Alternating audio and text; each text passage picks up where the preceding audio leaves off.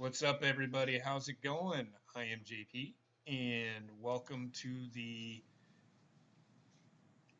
premiere episode of live, not even really live, I guess you could say. It's going to be kind of like a watch along on a fucking old vintage pay per view.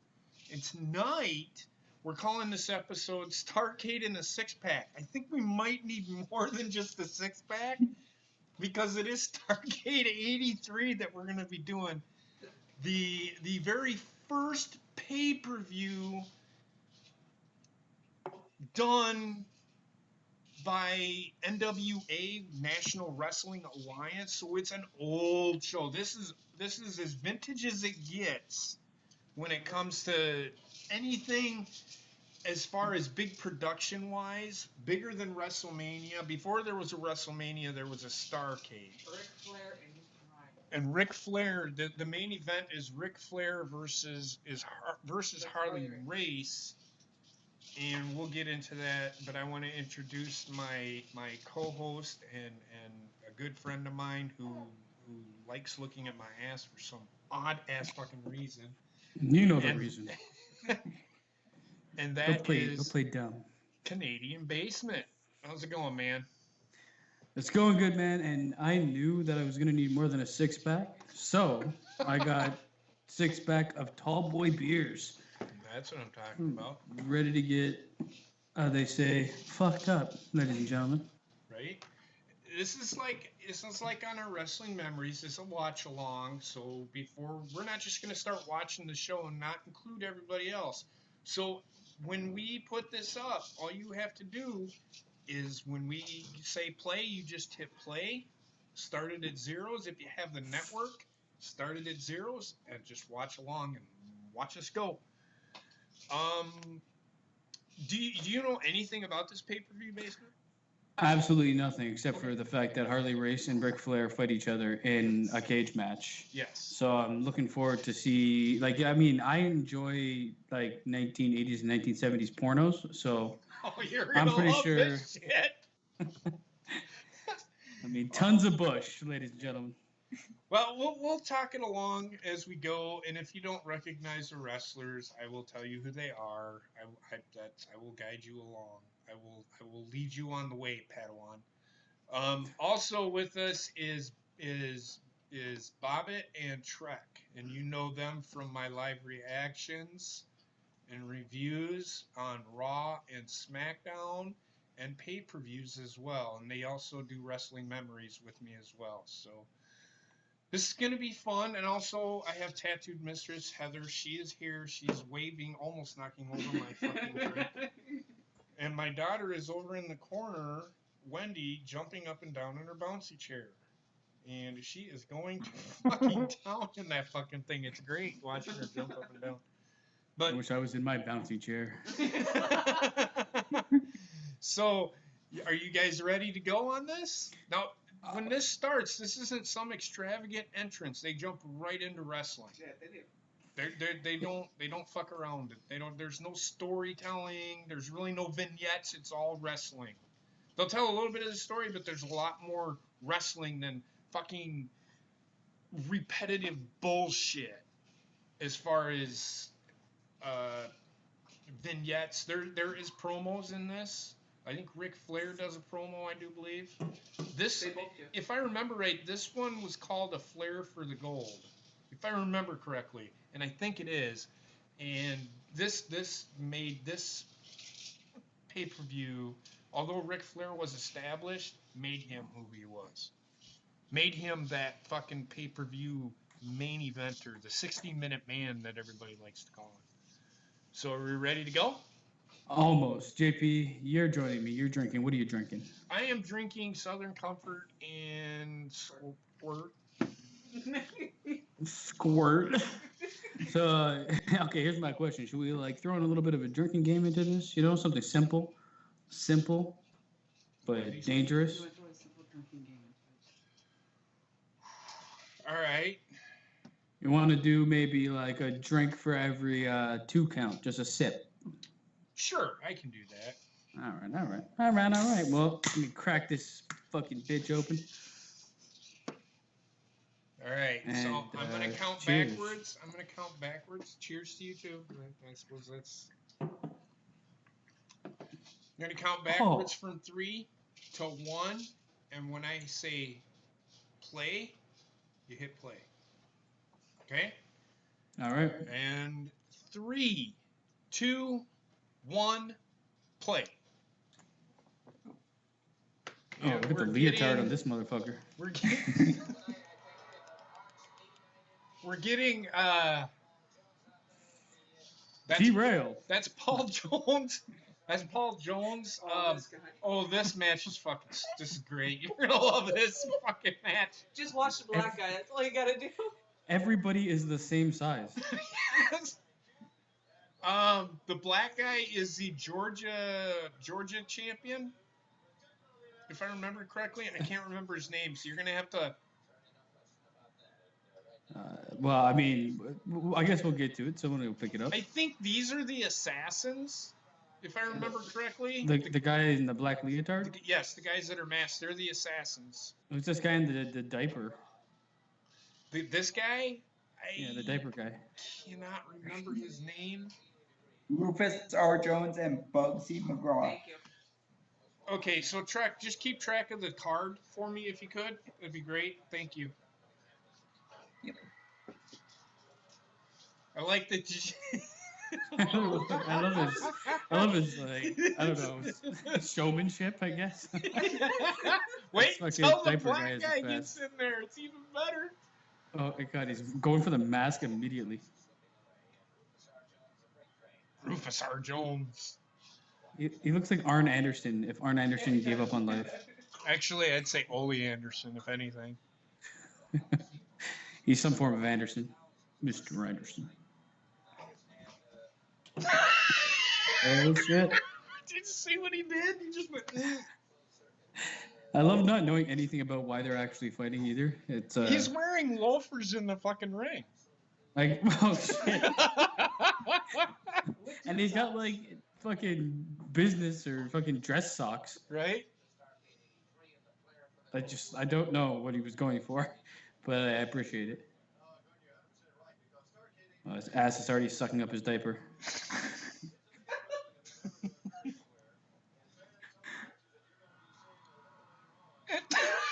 Oh, good lord. It's the greatest fucking elbow ever. You're down. Oh, they're just fucking. They do this now. Oh my god, look at him just going buck wild. He's like the guy, the assassin number 2 looked like he wasn't looking at him. He's gone down something. He's Otis. This is why I love this shit. This guy is actually like beastly looking. Oh, he's. I can't Let's see what he remember do. who the assassins were, but they were well-known guys. I think it's better left unknown. Oh no, you know who they are. They're called Assassin 1 and Assassin 2. Okay, we'll leave it at that. Assassin 1 and Assassin 2. I love it. I want to say it's one of them's Bullet Bob Armstrong, but I can't remember. No. Well, you're gonna have to explain who everybody is to me. No, but that's okay. fine. Okay, Here we watch this motherfucker. He just. Oh, he's fucking gyrating like a monkey. Holy It's a shit, big man! He's full before body the orgasm big over here. Look at him. Jesus Christ. His legs are seizuring. I think he might be actually epileptic. Well, that was a botch. Yeah, that was. What fucking camera? Oh. Drink. Let's check out the dark zone for a while. Gotta take a drink. That was 2 count. Oh man, we should drink for every botch too. Shit. We're gonna be drinking as much as the 2 counts. All right. Well, that was 1 2 count and 2 botches. So I'm just gonna take small sips. Me too. Cause Fast forward 2 hours from now, I'll be fucking dead on the ground. probably. Oh, here it comes. He's headbutting his elbow. Just so you know. His body is like he can't stand still. No. I But love this team of these 2 guys. Fucking he was Bugsy and Bogues or yep, whatever his he name is. was one of the territories world champions. So if the NWA World Heavyweight Champion went into that territory, he would probably wrestle or feud with or have a match with Ric Flair or Harley Race or whoever was champion at the time if they came into Okay. your territory. So they're just basically like invitational at that point Yes. because Kind of, they own the yeah, belt. like Uh, the Are they under the NWA. heading NWA at all The or no? NWA was the what was it called? What did they call it? It's an alliance of the territories.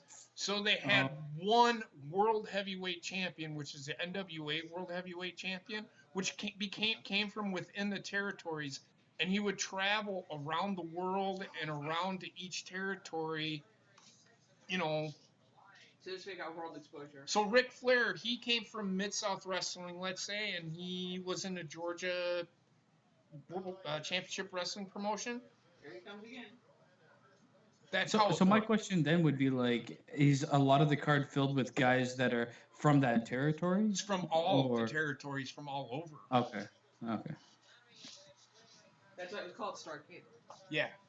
It essentially was all of the territories that the NWA had control Underexplained. of. They came to, or whoever the NWA fell under. It's hard to explain. It's like Vince McMahon owned. How do I explain? It's hard to explain. Go Vince back. I kind of announced the understand what Northeast you're NWA talking pretty about. much everywhere. Say Like, it were again. they just like a? Was it like a touring, like kind of like WWE does now, where they go to different areas? But this obviously is a pay per view, but like, or their big event. But other than that, they go like around to the different territories and fight like whoever's the hot guy in the territory at that moment. The NWA World Champion, yes. Like Yeah. like Okay. if he went to Memphis and whoever the hot guy, really whoever the most over person was, depending on if it was a heel or a face, whoever the champion was. I'll use this example. Like Ric Flair would go in and he would take on their top guy in Memphis, which would have been Jerry Lawler for the world heavy. Okay. You see what I'm saying? Yeah, I understand what you're saying. It's not like now where they tour with the same roster so much as it is where there's rosters that there's a part of the roster that I guess doesn't tour Yeah, and just stays in the territory. each promotion had their own roster. So each territory Okay. was its own promotion. Just the NWA had, and I can't think of what they called it. Like, it was called an alliance, is what it was. So the governing body was an There you go. NWA. Okay. Okay, that makes sense. Makes sense to me. We got fucking epilepsy McGee in here. You ready for bed now? You ready for bed? I don't know if I should try to put you to sleep. Oh god. Rufus. Keeps on doing that like curly shit. I know, it really is. I love it. No punch.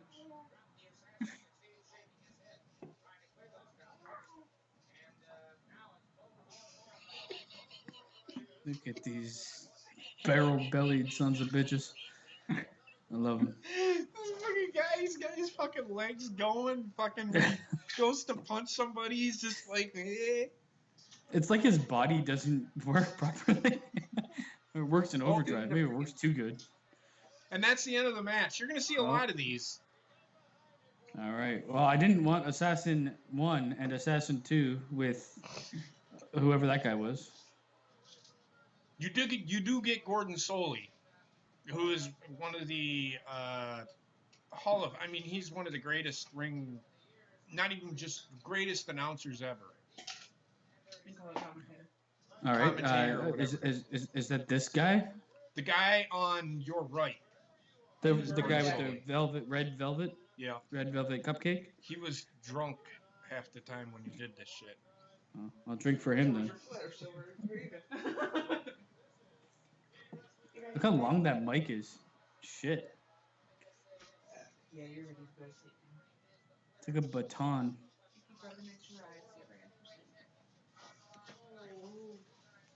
I got you in your onesie again though, because you feel a little bit. He has those pedophile glasses. Right. are in that pedo look. Which one? Both. Both of them. I mean, the one on the left definitely looks like a child molester. He's another. He was in AWA for a while too. I think. I think. Oh, Tony Schiavone. Oh,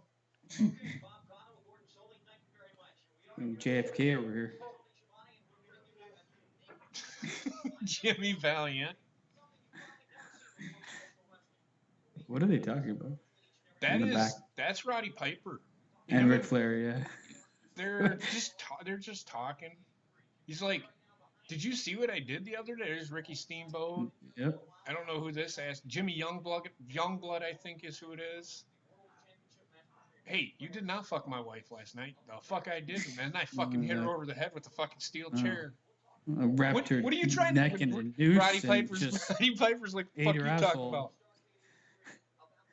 Ric Flair's like, Did oh, you and then see I that? spun around and stuck my dick in her ass. Fucking spinner Rooney. Like, Ric yeah, Flair's, you know, that's why I got a Flair's divorce like, I 5 don't. times. Why in the fuck am I hanging out with this guy? He fucking told me a whole story about how he fucked my wife. This guy needs a bit more hairspray, man.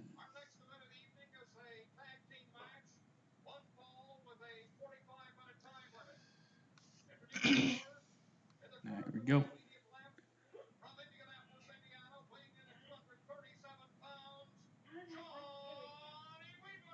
Johnny That guy Weaver. looks so French.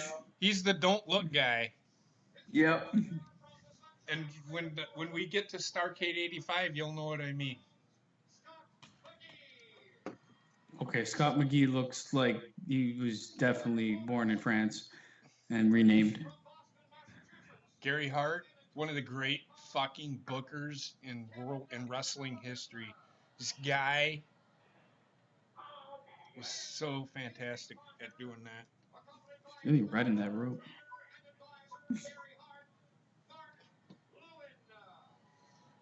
This match I don't remember so much, so I'm kind of. That's Kevin Sullivan, I think. Looking at it with fresh eyes. Yep, that is.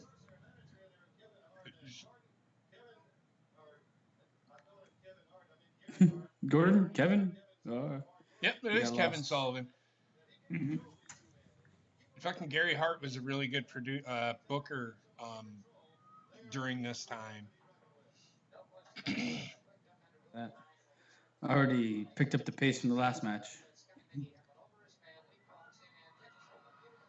Nice drop kick by Big Nose McGee. Wee wee. Bonjour. This guy looks love like the he's fact- about 62 years old, though. Yeah, he does. The guy that just got in the ring. Back of the head. He's gigantic, though. Holy shit, man. Yeah, he's a big boy. I mean, fuck, Johnny Weaver looks fucking old, too. Well, Johnny Weaver is fucking old.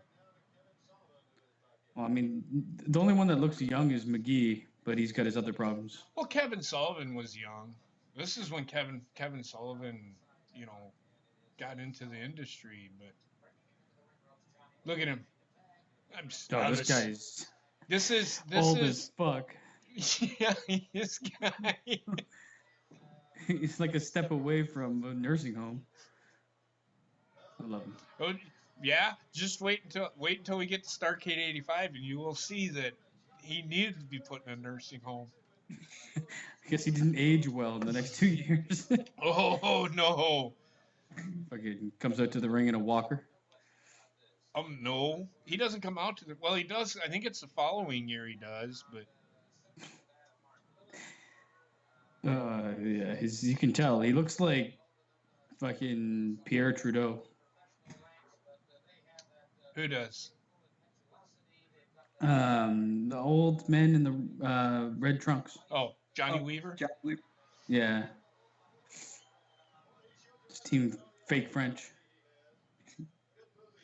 He's like, how dare you jump over my head? Well, you know, this is not bad. This is like, in all honesty, like I was expecting way worse in terms of wrestling. Yeah. But ultimately, and it's like we said before we started the show. They don't. It's more about fighting than it is fucking choreographed fucking bullshit in the middle of the fucking ring. You know what I mean? Well, I mean, when it gets extremely choreographed, where it's like fucking Like they're running side by side, flipping and doing cartwheels together. It's like, yeah. today's WWE. Yeah. Today's WWE has a lot of it, but it's not. It's gone a bit too far with it, but Yes. it's not as bad as some of the indie promotions, to be honest. No, it's not. And that's what people I misunderstand. love the cameras that just like The sway camera off went to again. nothingness. This Sorry, what? this other older guy, he's got that Popeye fucking. Oh yeah, he's got like half a like partial stroke. Like a yeah. Yeah, like yeah, he definitely like fuck man. His right side of his face works. The left side is gone on vacation.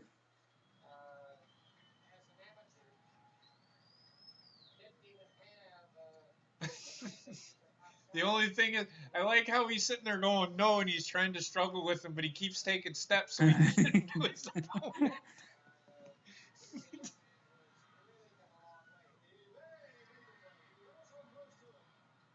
Well, that fan really loves it.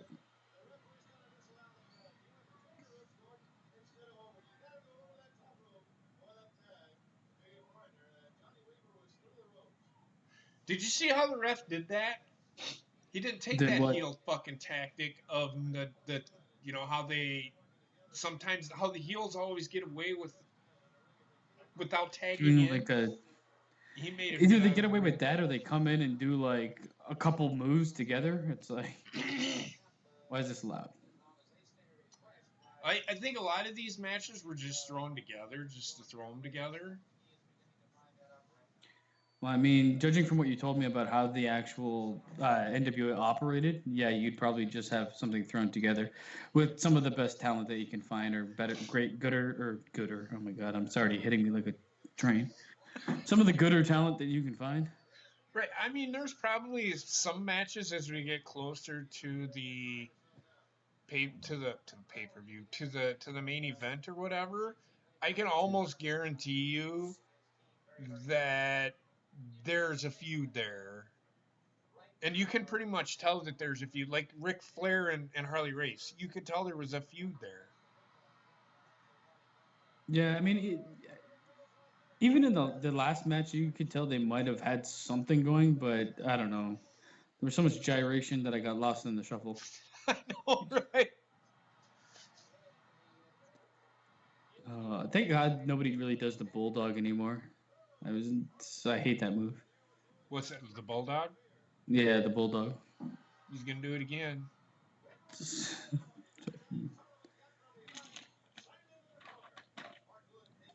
Yeah, they knew how to strike though, man. These guys were hitting each other decently hard. Yep. It wasn't the Shane McMahon punches that we see now. No. Looks like a kitten playing with a friggin' string of yarn. Right?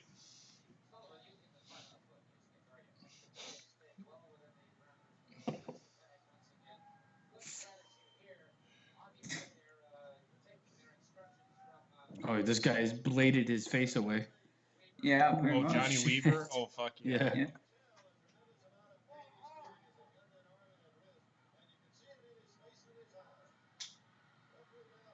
Fucking Gary Hart. Oh. See what I mean? There is Yeah, no. it's There like is no. simple moves that end the match. It's not this has to be a finisher or Yep. whatever, you know. Remember what I said? It don't have to be a finisher to finish the match. Now do you see what's going on? Now the heels are going to get their comeuppance. Oh, he's got a knife. What the fuck? Oh, he just literally stabbed that guy. What is that? It's either a Shiv. knife or a bone. Oh, he's cutting him open. Oh yeah, shit. No, I don't know what that is. A I freaking think it's dildo. Shiv or something. No, he's trying to cut open everybody. This guy's bloodlust is taking over. Well, the Road Yeah. Warriors did that to Dusty Rhodes one time too. Dusty Rhodes booked this. Yeah. He was in charge of booking this stuff at this Is that time. like a stick of bamboo? It might be. Is that Andre the Giant? Yeah. No, it's not. It looks exactly like him though. He moves way too fast, He's actually. dude, look at him. He's grabbing his fucking hair. Like, get the He's fuck got up. the Andre the Giant hair.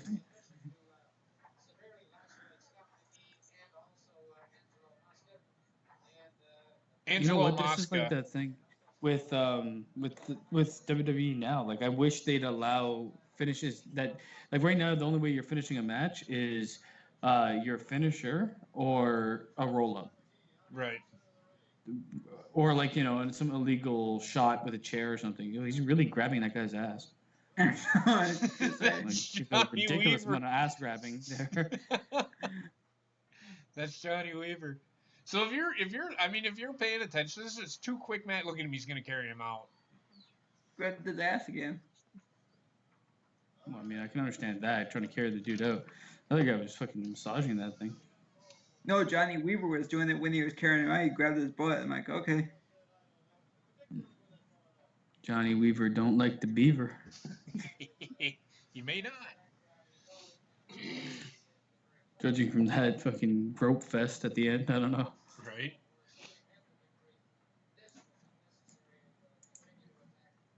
Well, it was necessary.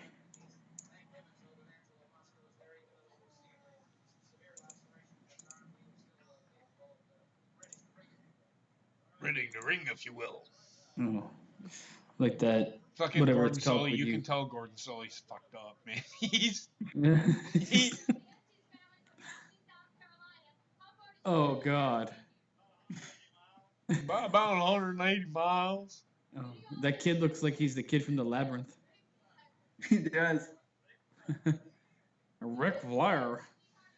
Like, my wife's got a vest on, and god damn does she look like my husband. Here's Harley Race. Look at that. Look at that mustache Jerry mutton Briscoe. chop combo. Jerry and Jack Briscoe, fucking Harley Race, Greg the Hammer Valentine, Harley Race.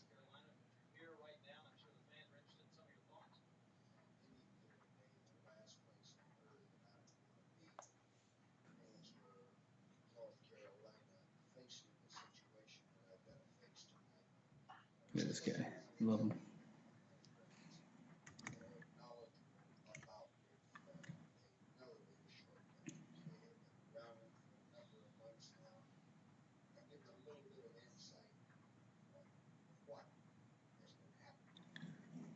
What?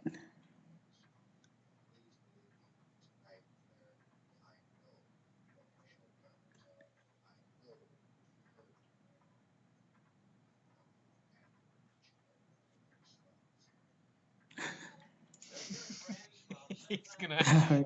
He's gonna fuck him in the ass, I think. He might.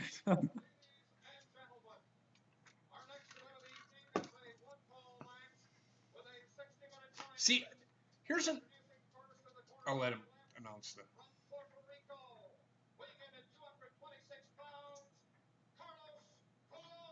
Carlos Colon. Oh God, not the colognes. Yeah. That's exactly what it is. Basement. It's their father. Oh Abdullah God. the Butcher.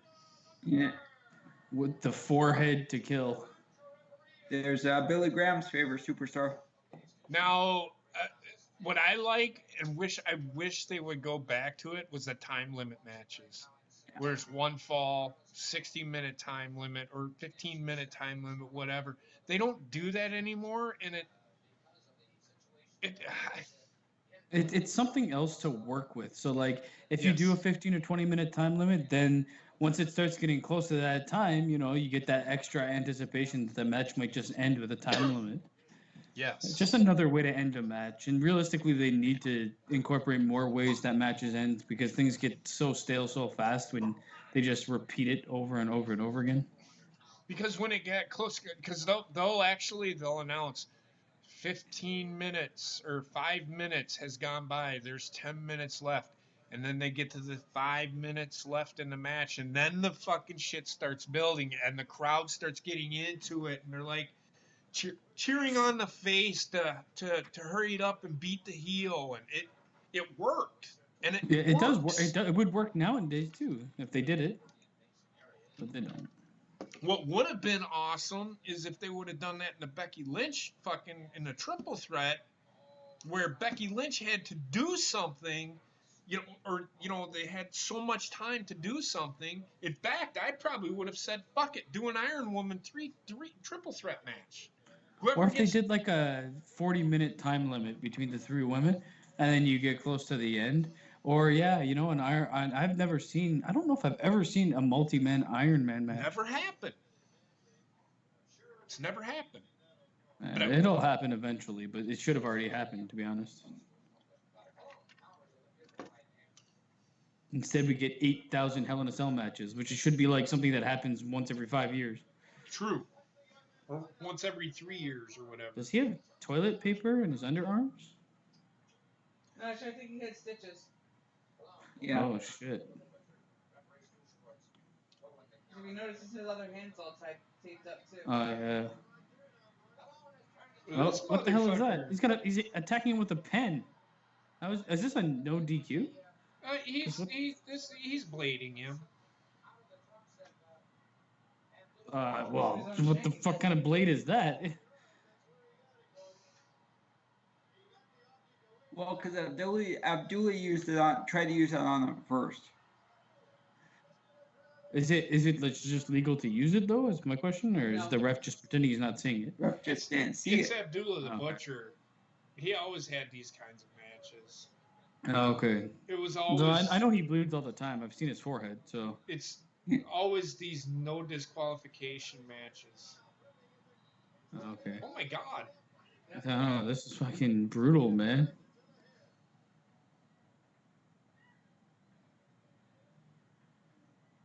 Like he's.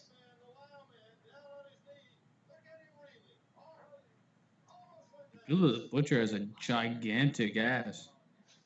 Look It's only a matter of at time. me go. Just more cushion. More cushion for the pushing. He's got the blade stuck in his ass. If you look. Spell on the referee. Dead. I love referees, man. Oh, he just elbow dropped the referee, man. He's dead. He's dead. Call his family. Yes. Knowing what I know about referees, yeah, he's dead. You can blow on them and they'll be out for months. He's gonna cover. Oh, I thought he was gonna cover him.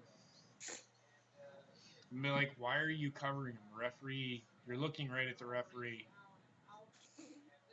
Oh, just figure four. Figure four. There you go.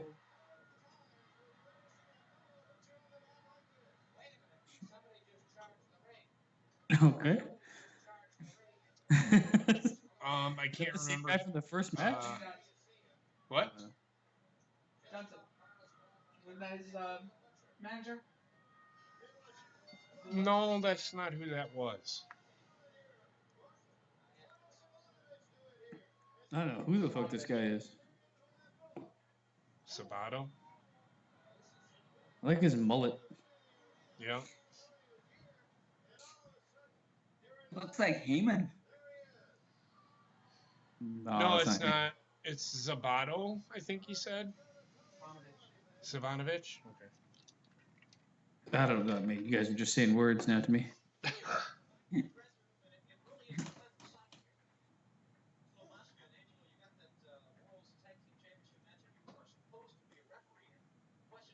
Man, he looks like a Neanderthal.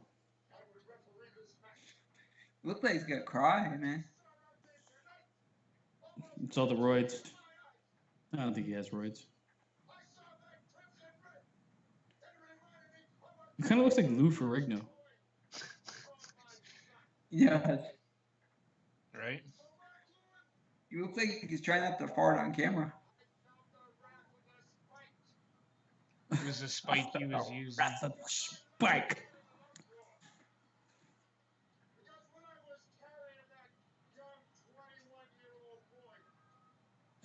What? What the fuck are you talking about? That dude he was carrying back to the ring was only 21. Okay, this guy.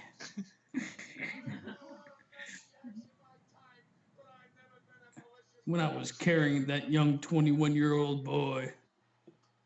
Right? I mean,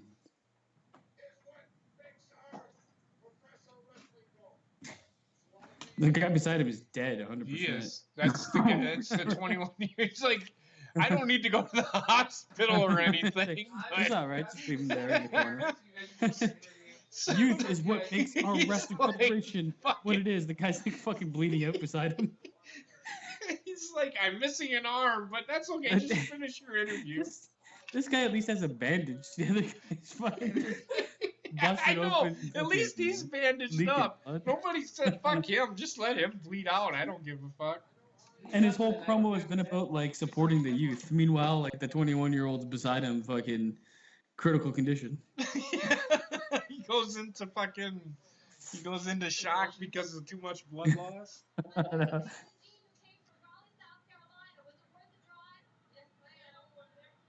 What if they said, "Oh, how dare you talk of her teeth that way?"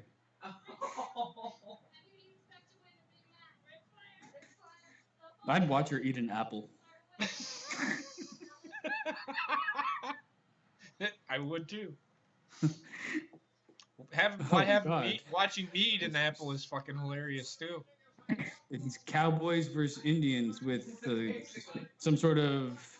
This is Jimmy Youngblood and Wahoo McDaniels versus fucking Cowboy Bob Orton and somebody else. And fucking Cobra Kai. Chief Wahoo. Yeah. Dirty Dick Slater. Look at Wahoo McDaniels. If you fuck this up, kid, I'm gonna kill you. That guy's like, but I'm the future of the company. Fast forward to like 30 minutes from now, bleeding beside him in the back.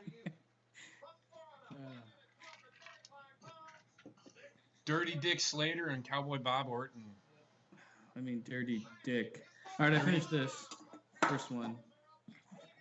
Thank God.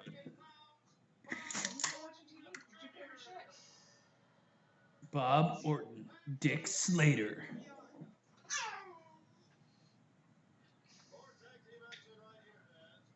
Oh my God. Now they look nothing like Indians. They came out dressed as Indians. Now you wouldn't even know it.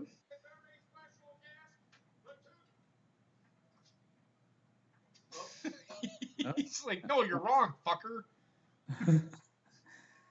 Okay, nope, sorry. That's the next match. Let me consult my notes.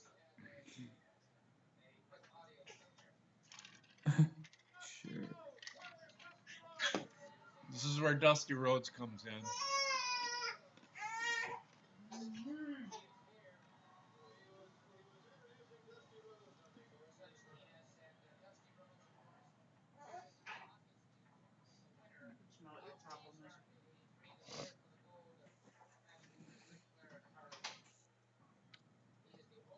I guess that is. Do you think that was on purpose or that was a botch?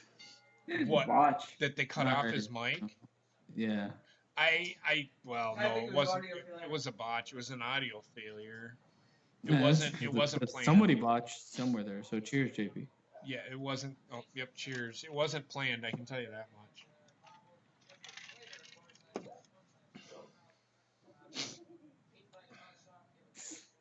Let's see if I can see the similarities between Cowboy Bob Orton and that kid that RKO'd somebody in Miami.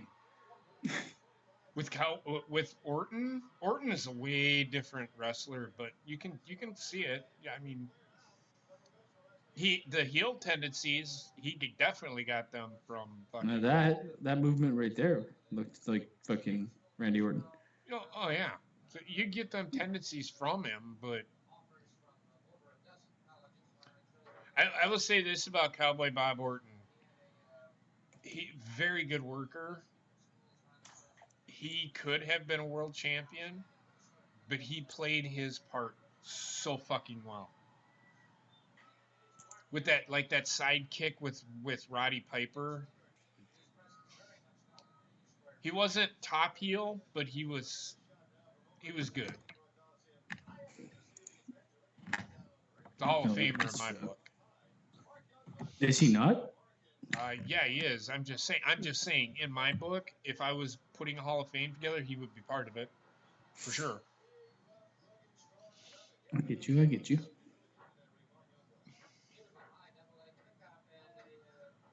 Two count.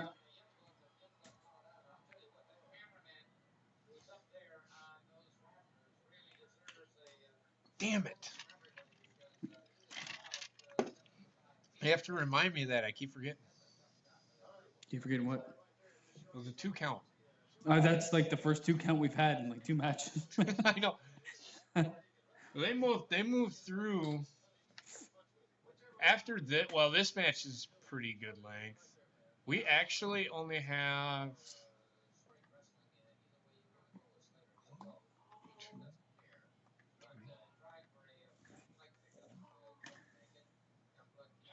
5 matches to go. There goes So Cowboy. there's going to be more. The length of the matches get longer. All right. Yeah. Well, I mean that's what I was used to in the past. Anyway, where they may have like one decent length match in the beginning, but then a couple like throwaways. Mm-hmm.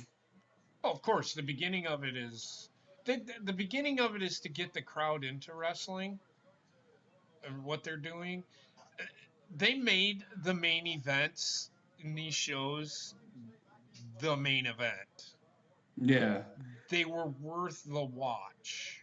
Well, there's no chance that something else on the card was going to overshadow it, which happens a lot nowadays. Right, which New Japan they try not to, but like probably I have yet to see maybe this year. No, I New Japan does pretty good with their main events. They're usually pretty solid. If Yeah, I they're mean they're closer to this style where it's like the main event is going to get all the as much time as it needs to be, as good as it needs to be. Yep. And they might have a couple good matches, but a lot of the times the other ones that are close to as good are usually multi-man in New Japan, I find. Right. But they book their multi-man matches way better than WWE does. Well, I mean, WWE just throws people together. It's like you've seen it 1,000 times. Yeah, but it's not chaos. It's controlled chaos with New Japan, if that makes sense. It's not. It's they make it chaos. They make it look like it's so fucking confusing. Nobody knows what the hell's going on at WWE. Yeah, oh my God, WWE is just confusing in general. Not like it's just I don't understand why they do half of what they do. Right.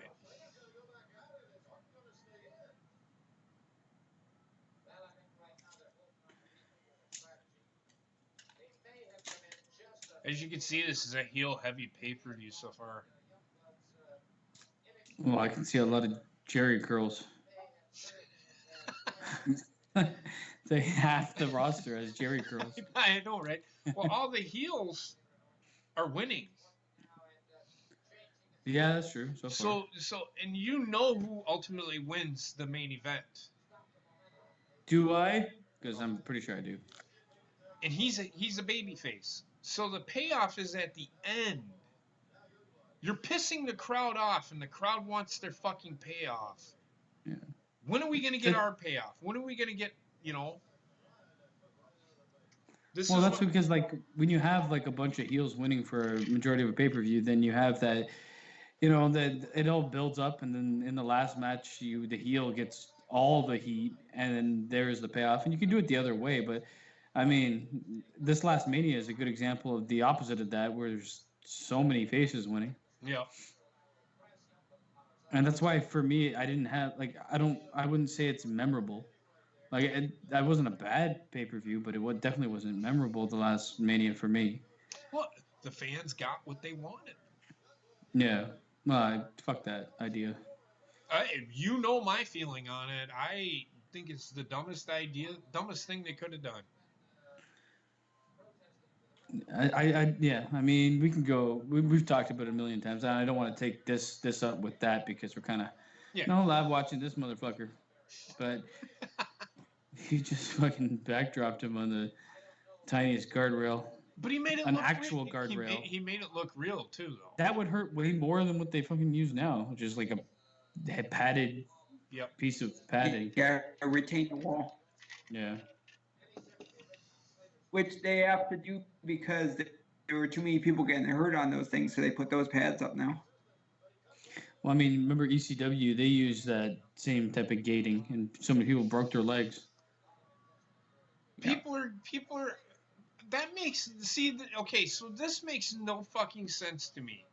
WWE won't fucking do regular barricades like every other fucking promotion does, but yet they'll have fucking Jeff Hardy or they'll have fucking somebody jump off a fucking 50-foot ladder onto the fucking table for that cheap fucking pop. To me, that makes no fucking sense. I think it's because they employed the guardrails a lot more in regular events, just a lot more in wrestling in general, than they would like one spot of a 50-foot ladder drop. Well, If no, you know I what I get mean. that. I get that, but what I'm saying is what Trek said. They're protecting their wrestlers from injury. That's why they put the barricades up. It makes no sense. With Yeah. I mean, that logic, I think they are. I think they are, and well, I they get your are, point of view. We're but saying if they can protect them here, why aren't they protecting them in other places? that's what I'm But I saying. mean, I think it's also when it comes down to it, the barricades around the ring can't be a wrestler's choice. It has to be the actual company's choice. If the wrestler wants to jump off a 50-foot ladder and says, "Yeah, that's the spot I want to do," I get that. you know. I was just making that I point. get you. I get you what you're saying because they're sometimes they're halfway thinking one way and sometimes they're halfway thinking the other. Yep. If you're gonna go one way, go one way. If not, go the other. Who cares? Nobody can jump off a fucking ladder anymore. Fuck it. Get rid of ladders. Get rid of anything. Everybody fights on the ground. Get rid of the mat in general. That's not what I mean. Yeah, I know what you mean. I think they just like they've become a spot like WWE relies on spots Yep. like heavily for most of what they do. They don't because they don't want to rely on the wrestling for some reason. They think the entertainment part of it is more important than the wrestling part of it. Well, to take wrestling out of your name. That's all I can fucking say. Yeah. World entertainment. And you just have fucking Finn Balor come out and rub mayonnaise on his midsection. Right.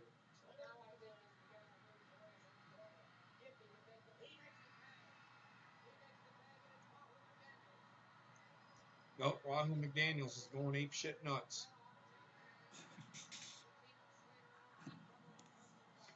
My name's Dirty Dick. My name's Dirty Dick. And I fucked my partner. Look at this motherfucker. Wahoo. Wahoo! He just atomic dropped him on the nuts. I never understood exactly how the atomic drop was not considered an illegal move. A what? An illegal move. Especially when you do like a front facing one. I have no Just- idea. Because you're basically fucking crushing the guy's nuts. In the back one, yeah, you're hurting his like coccyx or spine or some shit. That, But like yes, you're doing your well, Bruce Pritchard explained it. The atomic drop, you're hurting his spine, you're shocking his spine, which hurts, and his coccyx. But if you're doing it in the front, you can't hit in the nuts. It's a low blow. it looks like a low blow when you do it in the front. Yes, So I mean it gets confusing for the audience. it is. Like right there, because I don't think this is a no DQ match. But then again, I don't think that they cared. As you can see, they pretty much let these guys do whatever the fuck they want. Well, that's the thing too. It was more lenient where the ref had control over the match. If something was going to happen, he could call it or not. Oh, 2 count. Another 2 count. Oh God. Jesus. Oh Lord. He Another only, 2 count. no, that was only a one All right. count. That was a 2 count. They were all 2 counts. I don't know. The track, were they all 2 counts?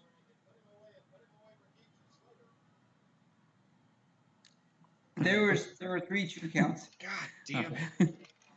This guy's on latency. He's on that 10-second delay, like the fucking Super Bowl. In case he shows up shirtless again. Right? Seen your sensual ways, Trey. Come on, dude. Fucking Bob Martin. He goes, "Did you use your elbow?" He's like, "No, I did not." Okay, that's fine. We'll Damn just it. gloss over this. 2 Another count. 2 count. Oh my God, this is starting to impact me. I know what you mean. Oh God. Oh, I love it. I love those exaggerated sometimes. Like it's just, I don't know. I love it. Atomic drop. The right way.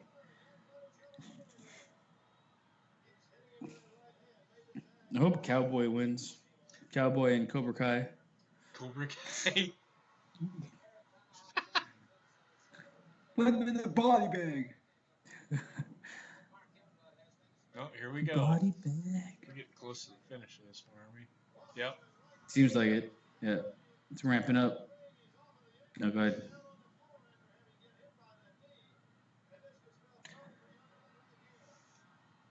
Yeah. That was a bit of an over exaggeration drop kick. That was a bad drop kick there. Yeah. That second one was better. That one was better too. Yeah, it was. The crowd is in love with this shit. So am I, Just because kind they're of. just beating the hell out of each other. It's so much Yeah. better. See, I wish WWE. This is the kind of wrestling I like because they're beating the hell out of each other. It's a struggle. It's not a fucking choreographed ballet.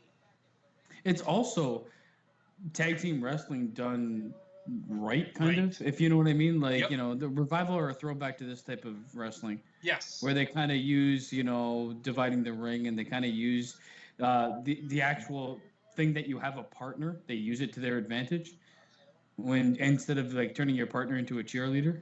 Right. Match over. Yeah. Nope. Nope. No, it is. No. Yes, it is. Really? Oh, yeah, I guess. But that's the other thing too. I like he can jump on the guy, but if the guy doesn't get his arms up and he's still covering him, it should still be a 3 I count. agree. Just because I you agree. touch somebody doesn't mean you should be able to break it up.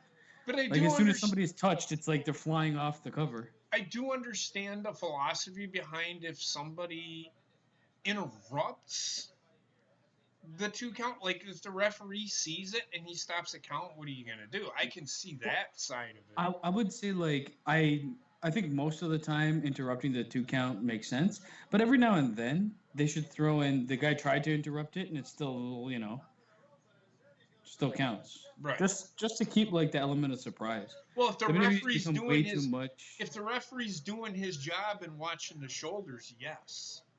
Yeah. Unlike the I mean, fucking they're really good at that in NXT. yes. I find. Unlike the fucking referee fucking in the triple threat match, but I won't go there. I digress. Be right back, guys. Yeah, well, that's fine. I'll miss you.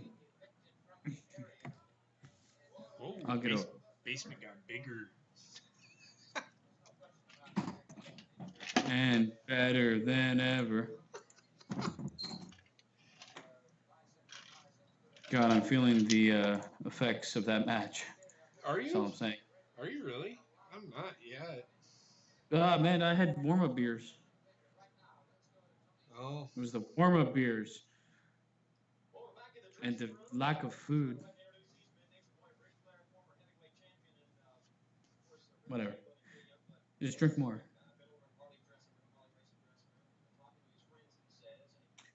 Is this like his posse or something, or are they just there? It's the face locker room. Look at the couches they have. Straight out of like grandma's living room. My mom had that same couch in her living room. But this is like at a stadium or whatever. You know? Greensboro, North Carolina. Look at Ric Flair though. Yeah, I know. He's so much more like contained when he speaks here. This motherfucker, he's only 34 here. Yeah, Let's he's keep that in also mind. like And goddamn, was he fucking ugly. Ric Flair. Yeah, well, he's a beautiful But it was the way he carried himself is why he was so fucking over. Yeah, he was pounding, snatching every territory. Pretty much. Look at him. Yeah, he looks. He's like, I'm 34, but I'm sporting Oh yeah, this is a good 56. match. Charlie Brown versus the Great Kabuki is next. Ric Flair, 34, going on 60. Yep. But look at it. He was just.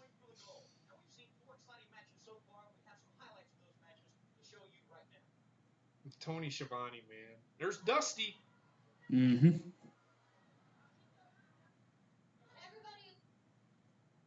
Everybody Yep. is. Nobody cares Botch. what I have to fucking say.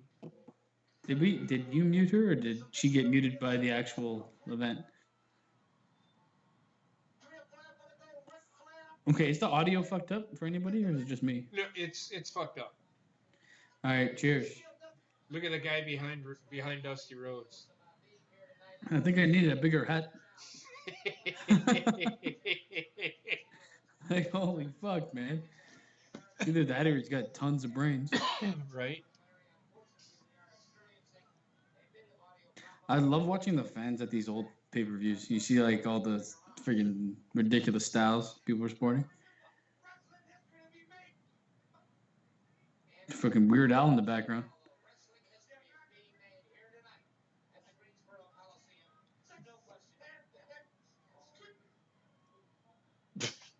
No, Dude, okay, script well, this shit, because that's what I do. Plan for the... And he just lip sync. Police.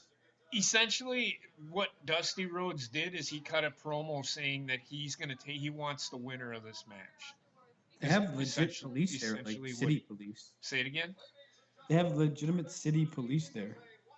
Yes. Not like security, it's crazy. Nope. But yeah, okay. So Dusty Rhodes wants the winner of this match for the belt, I'm assuming? The NWA World Heavyweight Championship, yes.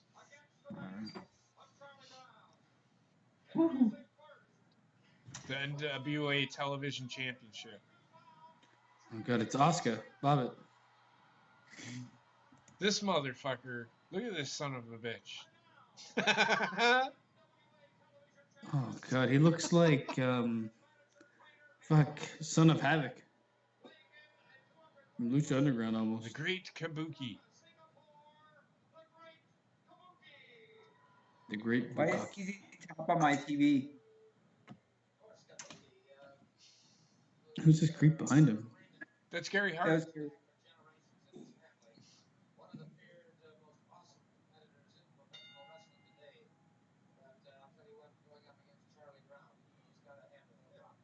Like Charlie Brown. At some point in time, they just gave up trying. Kabuki's going to destroy him. He did.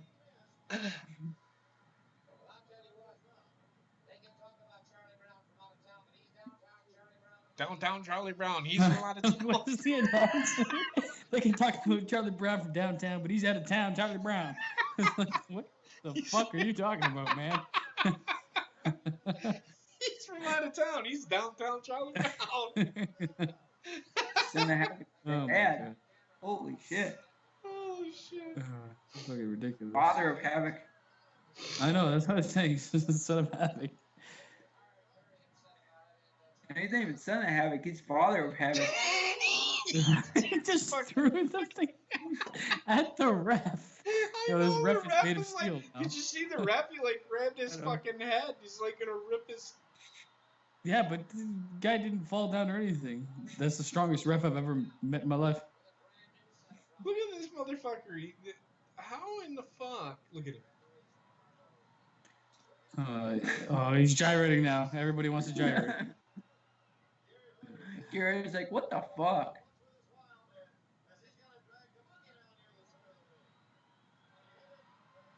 Gary Hart in the gym, he was like, who booked this shit? Oh, I did.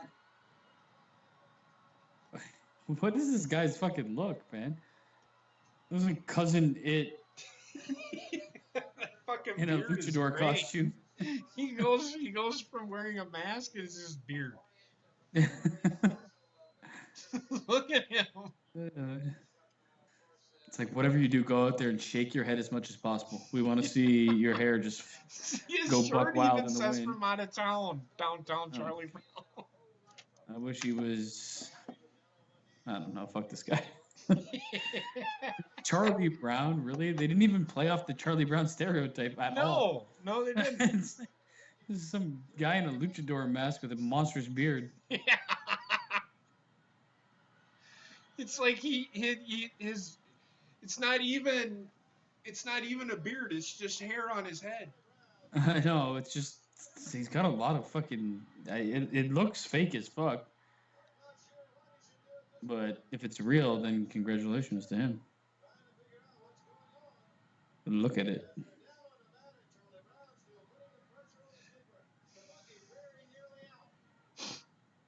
Oh. I thought Kabuki was going to take care of him, but apparently Charlie Brown is the next big thing. He is. He's from downtown, did you know? He's from out of town, but he's from downtown. He's from a place that's downtown out of town. I get it. Oh, he spit the fucking mist in his eyes and shit. Oh, I thought he spit it before the match started. Oh, now Guess he he's had more. not. Now he's still gonna do his dance, but look at him. Oh, but how could he see that? He ducked at the right time. Just. He's been training with his eyes closed since the day he was in the peanut gallery. Right.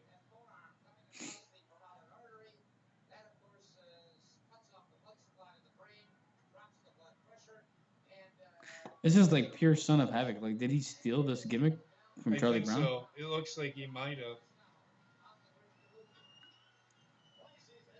I mean, that's kind of strange to be like, yo, I want to be a professional wrestler, and I always looked up to Charlie Brown. I've never heard of Charlie Brown as a wrestler up until this moment in time. Fucking Gary Hart is so nonchalant. He's like, dude, look, his fucking feet are on the fucking rope, man. He's got to break that fucking hold. He looks like a guy that would sell me like jewelry. Right?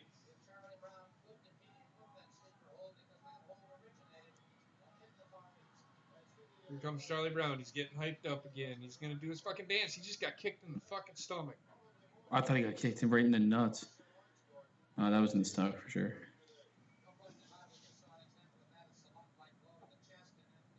Oh. God, he's got the forehead claw. Yeah. Here. Over here. Come on, honey. Hi. Yeah. Mm-hmm. Wendy's got to make her appearance. She's black.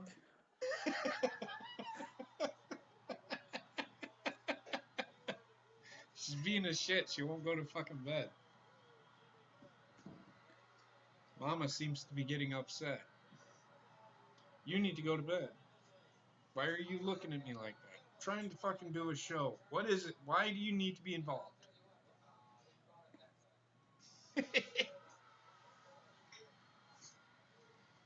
Oh my god. I just ripped some skin off. Of? No, not really. I'm sitting in my chair, and yeah. You ripped skin off of what? Back of my leg. Oh, I didn't you'll though. live. You know how when you're sweating and the leather sticks to your leg and you get up? Why are you sweating so much? It's fucking cold as fuck. Yeah, well, it's warm in here. It's cold down here too, but it's warm in the house. Yeah, okay, I get you. I've done that. I have my car has leather seats, so it's death in the summer. I just don't even want to get into it. Go ahead, Pete.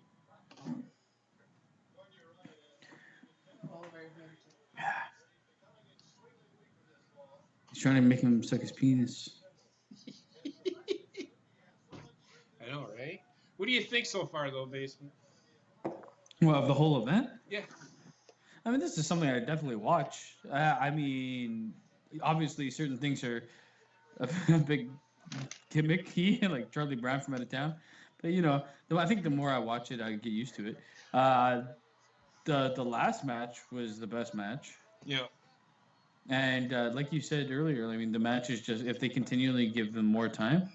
I mean, I've seen wrestling worse than this, Right. and it didn't happen in the '80s. And it's not. This is nowhere near the worst wrestling I've seen. No. I'm enjoying it, man. Fuck it. See, I've not been bored.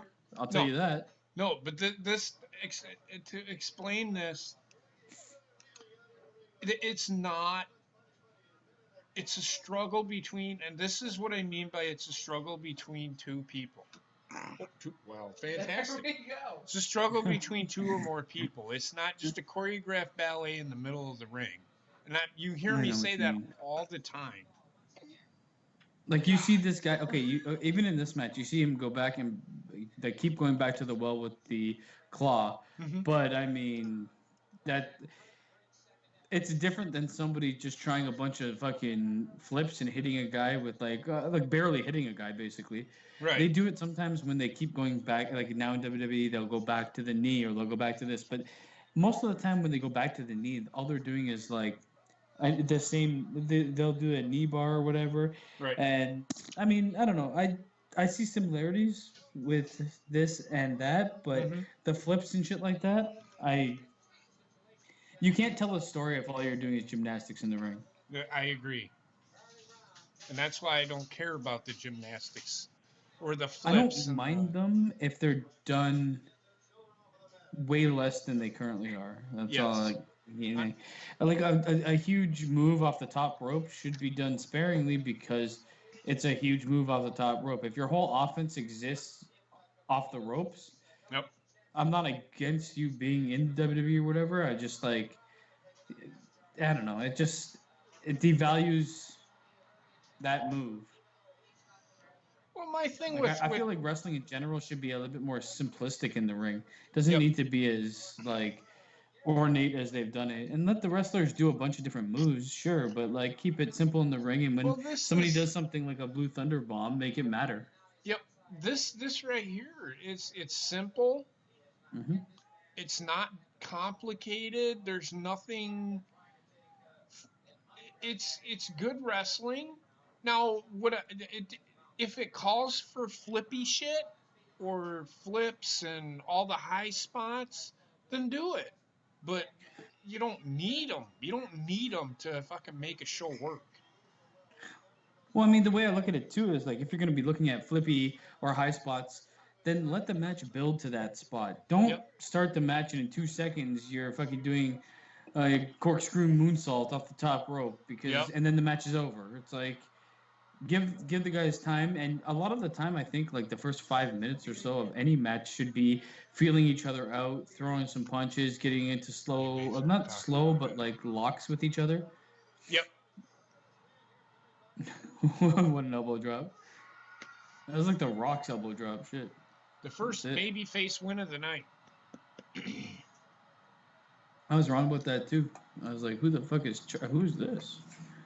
And look at it. This is the one guy if this guy was in WWE today, this is a guy Braun Strowman would be throwing through a fucking table at some point. In 2 seconds. They would never have, and this is the problem, and we've seen it on Twitter, if you're gonna be, if you're gonna be a champion or you're gonna be a top guy or girl, you should only fight people you can squash. I don't get that mentality. It just kills wrestling. Yep. Becky Lynch should be squashing Lacey Evans. Why? Exactly. There's no reason behind that statement. It makes no sense. Yep. I agree. Just because she holds the belt, that means she's also now basically Brock Lesnar. Brock Lesnar squashes people because of his stature, size, and what they've built for him. Right. He didn't always squash people. He had long matches once upon a time in his career. Right.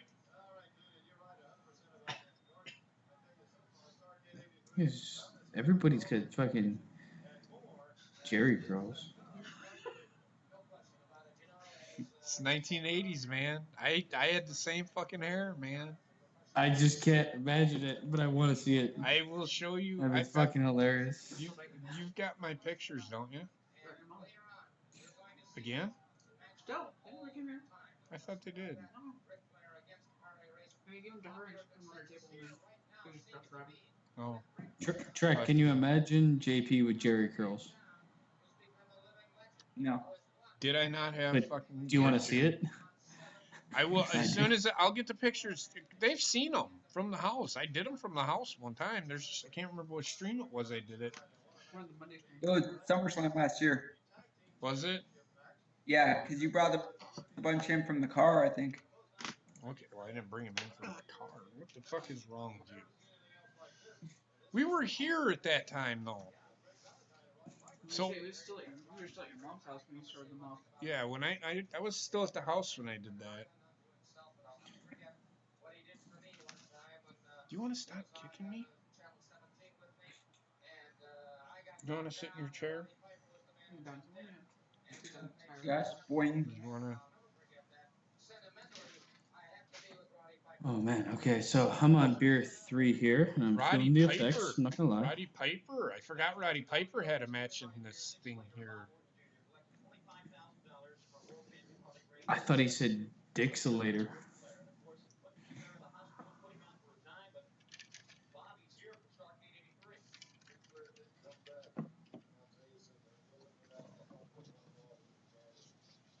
I really love my Jerry curls. Okay, I'm not so gonna he lie. just told the story as to why.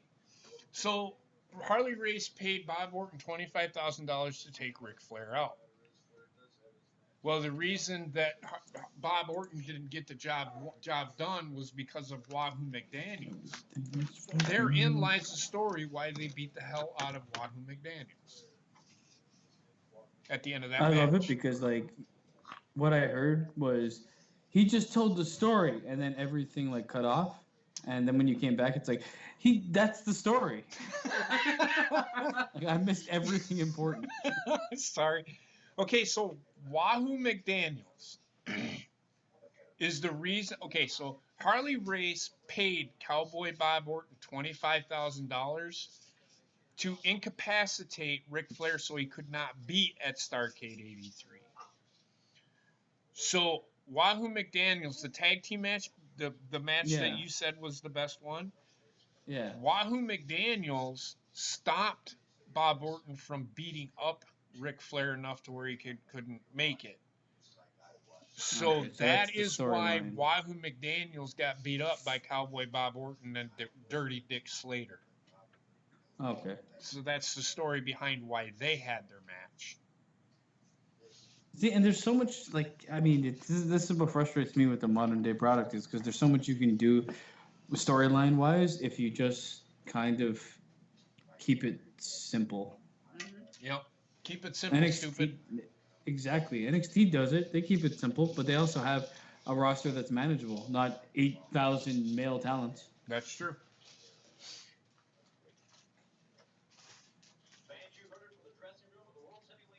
Harley Race is going to destroy you inside the ring. I'm going to eliminate Ric Flair. Okay, here's the promo. He wants to rape. Anyway,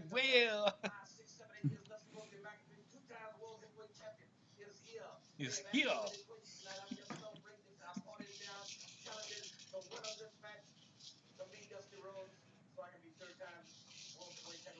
For as fast as he's talking to run with his mouth. I love his hand motions.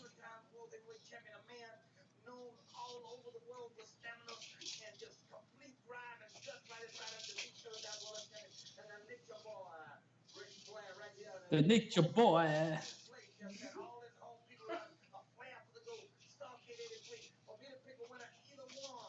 Either one. See, Cody Rhodes actually speaks. He doesn't have the accent, but he speaks like him because he has got that lisp. The legend. The legend, He's so- Ric Flair.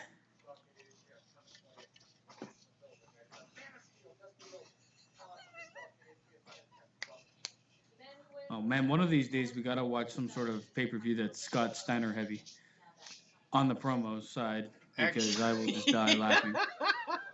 We'll get to it. I'm not looking at it. I will die laughing at that shit. What is this? Why do they have chains? Oh, here's a gimmick match. Here's a gimmick match. That's just involved in a pay-per-view. It's not built around. I know it's like fucking collar. It's a collar match. Yeah, I know, but it's not a pay-per-view basically dedicated to collar matches. Yes. Fucking sadomasochism. Look at Roddy. No way out. Oh my god, what is this guy? Looks like he's about to go boating. No fucking guy.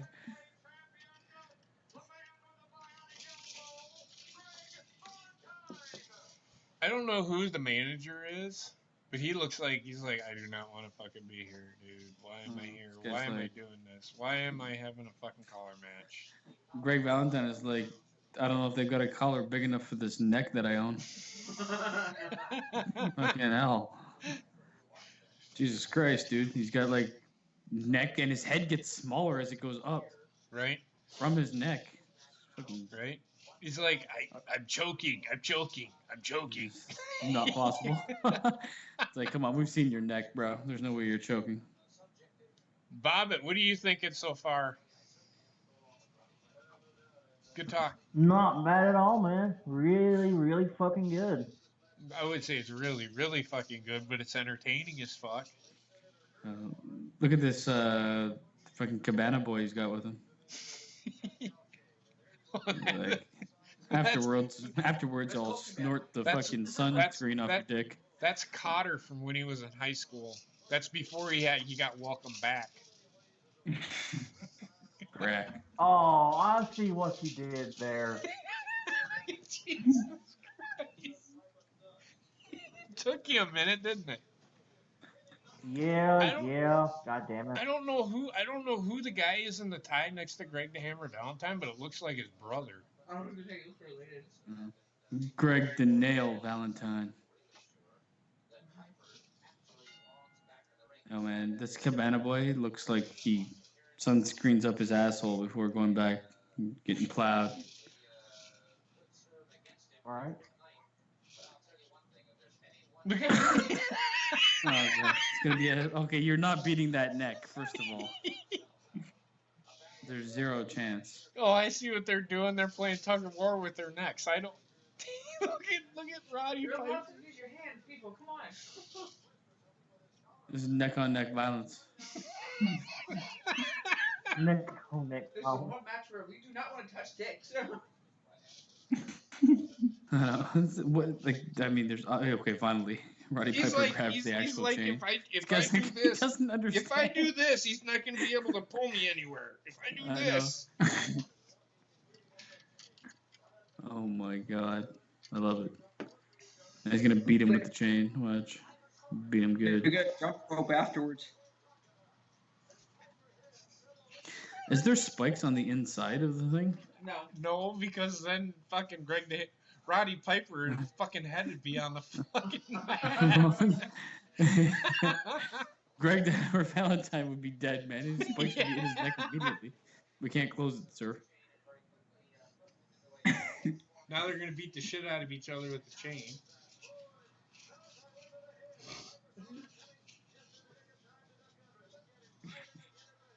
I love the camera angles they cut to We're sometimes. right back to where they were at the beginning.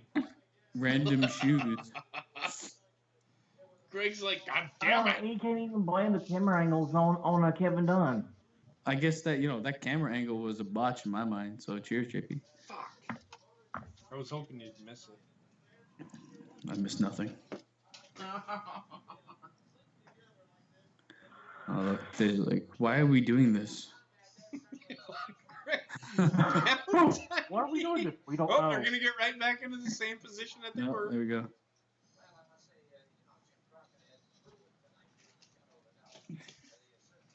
This kid.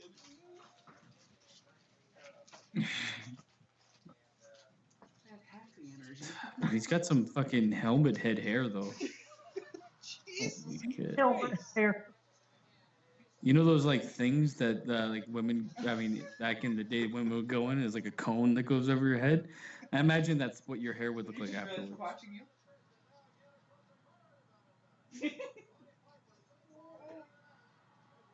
No way.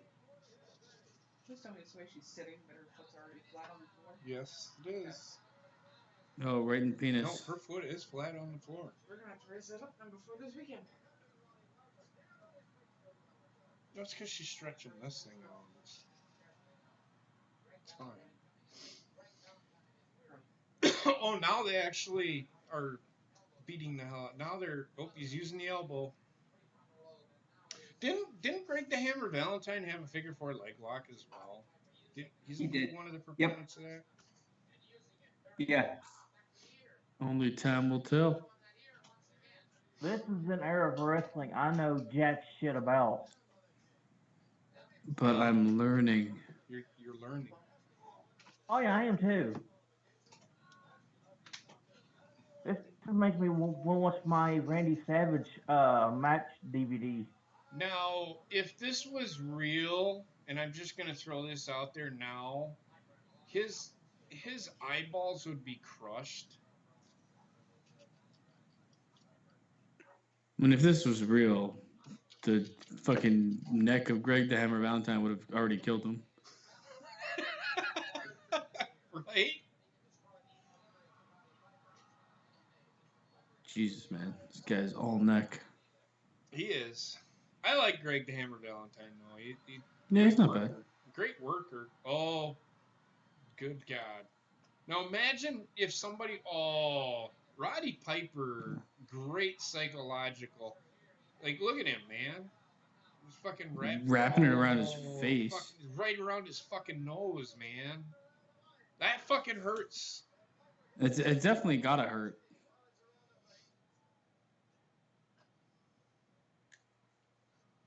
And then getting hit with the fucking thing's gotta hurt too.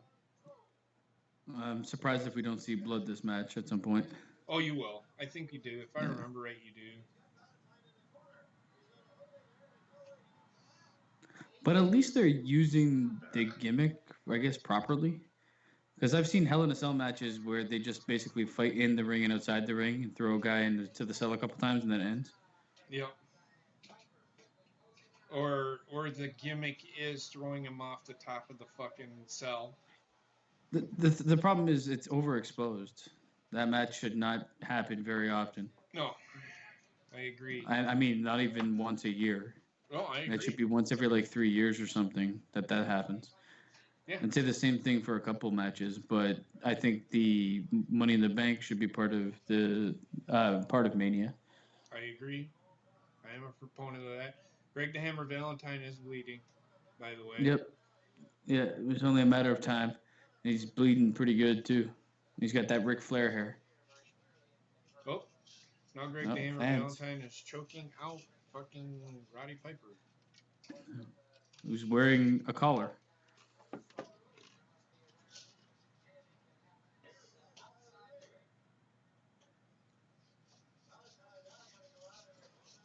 Oh shit.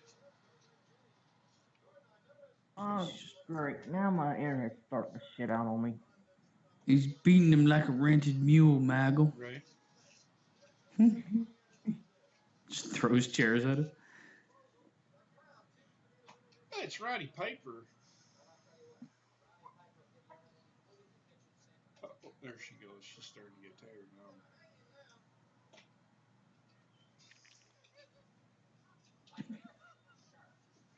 If you guys could see Wendy fucking doing this shit right now, you'd be like, fuck wrestling. I just want to sit and watch her bounce in this chair for 3 hours. Boing. face planting in the seat because she's starting to fall asleep. She's starting to do the whole, but she's Yeah. like doing this, and then she hits her head, and then she's. It's like her body wants to keep going, but her mind is checked out. It's kind of funny. Yes, you are funny right now. I'm gonna try going to sleep again, baby girl. Oh yeah, you do. Yes, you do. I know that face. It's a pretty brutal match, man. Yeah. It No. really is when Yep. it comes to this stuff. There's Roddy Piper. He's now busted Yeah. open. He hit that chair hard too. Like, I don't even know if they're actually blading or just beating the fucking living shit of each other.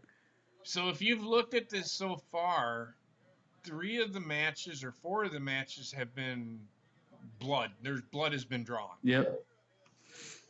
Now, does blood need to be in every match? No, but No. if this match calls for it, But saying blood shouldn't be in wrestling at all is a mistake because, like, for a while there, WWE was like, "Yeah, we can't do it," and I'm like, man, it just like when a story they don't understand a storyline calls for certain things, it has to be there, like a and last that's the man whole standing, idea of a last everything man else. standing Sorry? match calls for fucking blood.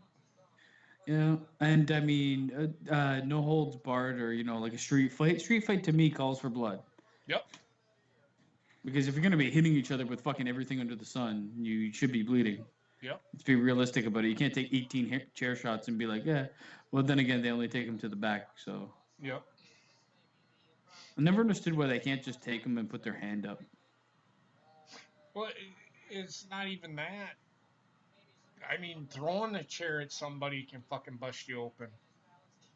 Yeah, but like taking a chair shot where like I mean, there's certain wrestlers that always took chair shots by putting their hand up. I think The Rock was one of them. Stone Cold I did it. mean, yeah, but there's those wrestlers that didn't like. I guess it was the old school mentality. Don't put my hands up. I'm just gonna fucking take it on the face. Mick Foley did it every once in a while. He didn't do it all the time.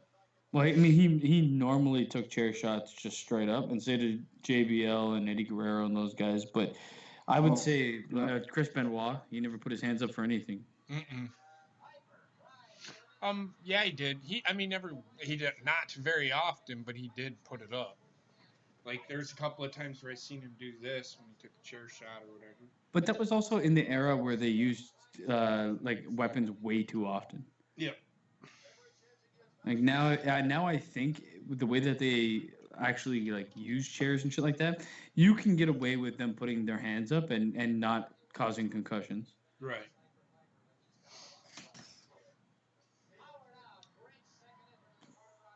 Two count.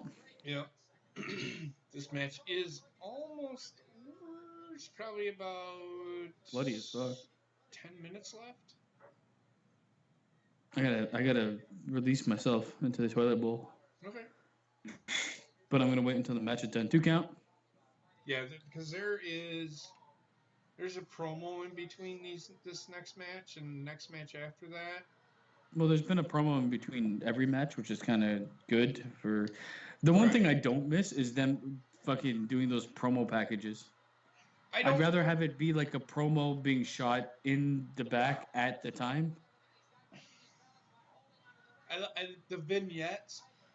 Yeah, I mean, there's a place for them, and if you're gonna put the vignettes on the pre-show, don't put them during the regular show. Yep, that should all be about wrestling. Mm-hmm. We already know what the fucking build is. We see it on Raw.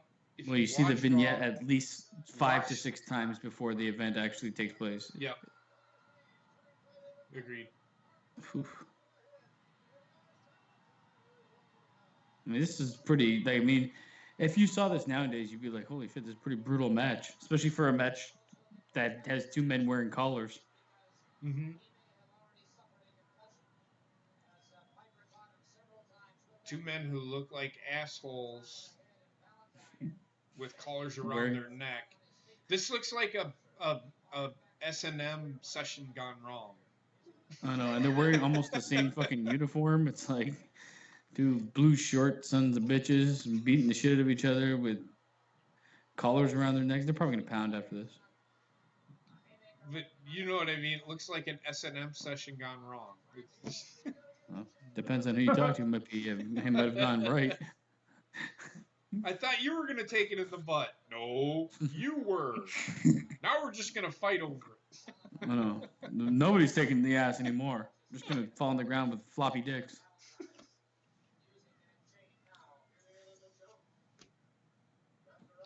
It's like, yep, that's how you choke somebody from behind. The weakest part of your neck, From where your behind, spine dude. is. From behind. Down he goes.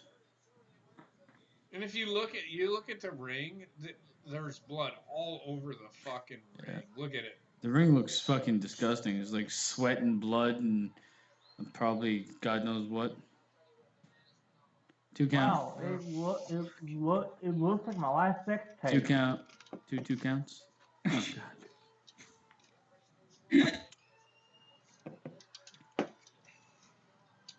Why is he looking at the ref now? His shoulder's obviously up. Like what the fuck?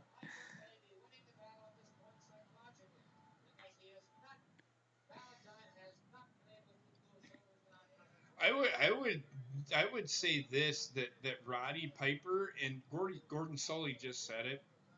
Roddy Piper was probably one of the best psychological wrestlers the industry has ever seen, because he wasn't a really big guy, but the psychology of his matches. Oh, he's about to pull his pants down. The psychology of his matches were so good. Yeah, I mean, I've seen a decent amount of Roddy Piper stuff, so I can agree with that.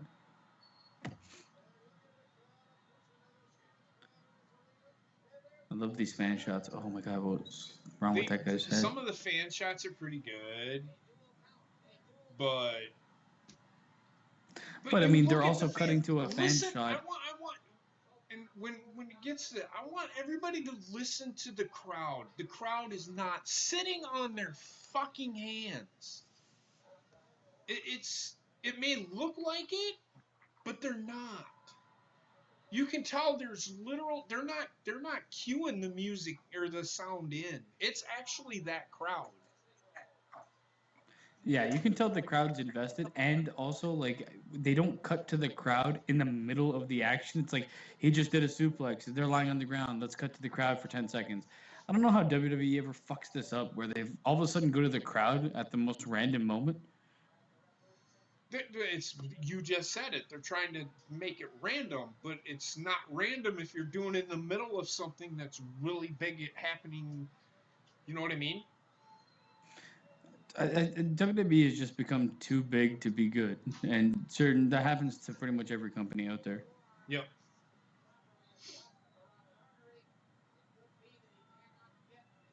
He's got the sleeper hold. Yeah. He's either going to knock him out or succumb. And I think he's going to knock him out. Yep. Here it comes. Look at this. They're just beating the hell out of each other. And, man, you think about it, a match would have ended a long time ago in regular WWE, getting hit with a chain 1,000 times. Yep.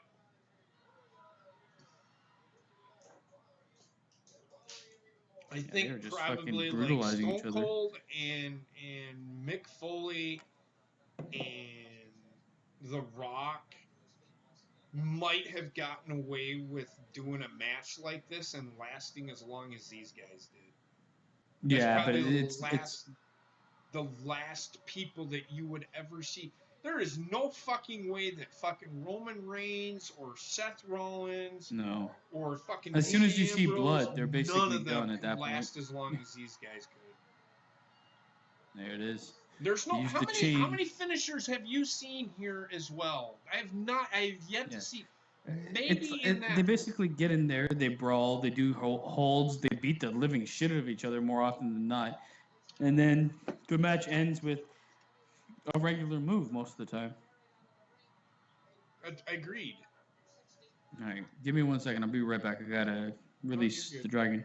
No, you're good. It's just Greg the Hammer Valentine's beating the hell out of Roddy Piper. So.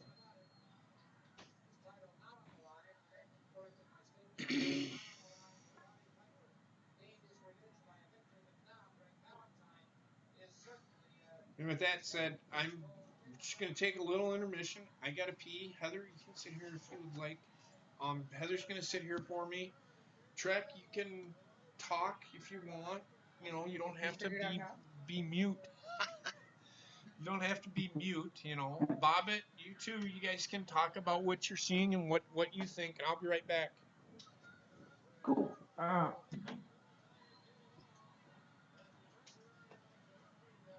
Hi, folks. Yeah, freaking. Hey, Heather. So Wendy's finally asleep. yay. No, I think she's down for the count this time.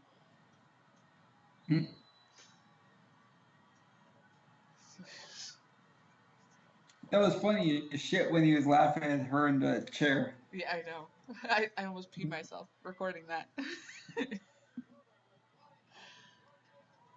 uh, I was gonna say, well, we know what to get JP for Christmas. a machine that just constantly goes boing. Pretty much.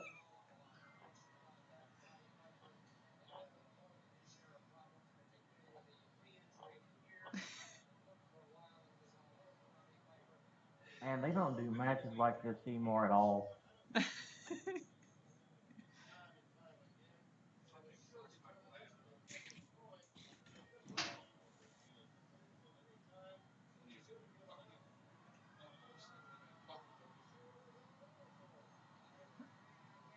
What the timestamp for you guys at?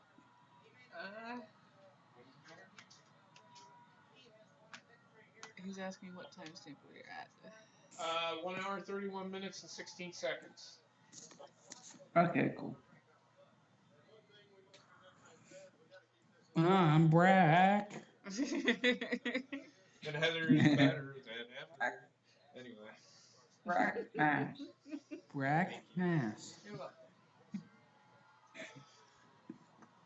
They just now ended the I keep calling him Ric Flair, Roddy Piper and Greg Valentine match. They just finished beating the hell out of each other. So you're still going though. You didn't stop it, did you? I don't stop anything ever. Okay, I'm just asking because I didn't either. Oh, we're back to Ric Flair. Ric Flair looks a little nervous right now. I'm not gonna lie. Fucking Ric Flair is a hump back then. Holy God. He was a hunk. No wonder he got so much poon. Ric Flair. Well, I mean, Ric Flair looks like a Neanderthal. Bleached his hair. Mm-hmm.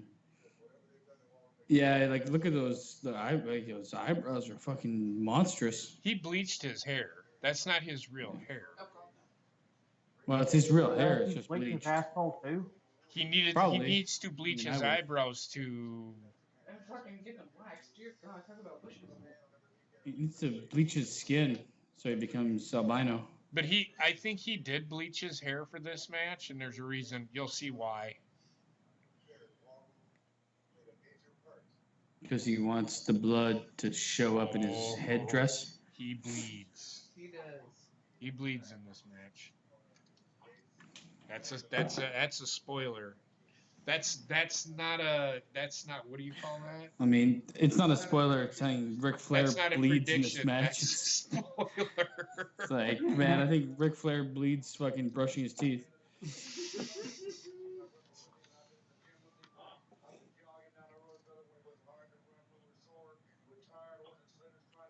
Yeah, I'm sure you've been jogging down the road, bro.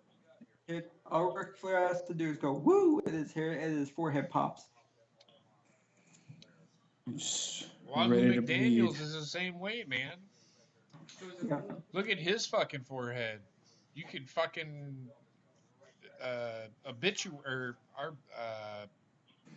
you can obituary him. He has a roadmap on his forehead. All right, cheers, JP. Cheers. Stenographer. Don Kernodle. You know something, JP? I think I'm becoming an old school wrestling fan now. What's that? I think I'm becoming an old school wrestling fan. This fucking shit. I fucking love this shit. I had other. I'll tell you what. There's a match. It's fine. There's a match that I want to see, and I watched it the other day. It was the very first match have ever seen. It's just a match itself. Hulk Hogan versus Nick Bockwinkel. It's the very first match I have ever seen. Very first match I ever seen. What match was it? Where did you see? No. The very Lou first Ferrigno's match back. I ever seen. Very recent. Huh? I got you to repeat it. What? I don't get it. You said first match I ever seen about 5 times. The first match I ever seen was Rick. We'll get to it at some point. Don't worry. Lou Ferrigno. This guy's the Mosca guy. He's the referee. Yeah. Look at Jerry Briscoe, man. Or is that Jack Briscoe? I think it's Jack. No. That's Jerry. Look at Jerry Briscoe. I must be taller than everybody else. Look at them too. He's like laughing at him because of his headdress.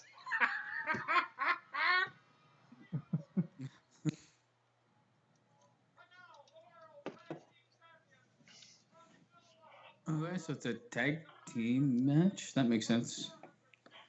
Well, you know, this is the first time that I've ever seen the Briscoes wrestle.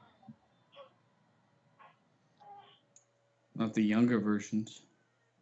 Look at these two. Look at me. Okay. This is for the NWA World Heavyweight Tag Team Championships. The champ is here. You wanna sit here for a second, or do you want to go get her? I'm gonna sit there. Heather's gonna sit here for a minute, guys. I'll be right back. Alright, Join us, Heather. Oh wait, I do. you know what? I agree with you, Bobbit, even though I have no idea what you're saying. No, you know what you should do for one of your late night gaming streams? Wear nothing but wrestling tights. Oh God. We're what? I Nothing don't but know if I what? want to be a part of this. Just wear wrestling tights. Can I wear a onesie? So I I can was gonna cover say, my could it be a leotard like this hero, Scott nippies? Steiner? Yeah, I know. And I'm gonna talk to him the whole time. It'd be so good.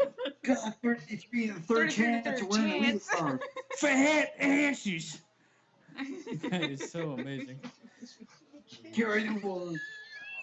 And now introducing from Dunkin' Donuts. It's like, She does it to me all the Dunkin' time. Donuts. hailing from Dunkin' Donuts. Yeah, I love Just him. let her go. There you go. Fucking legs. There. Big Oh, frogs. she's fixed. God, this fucking kid's killing me, man. She does it to me all the time. What, she He's like, farted? "Hi."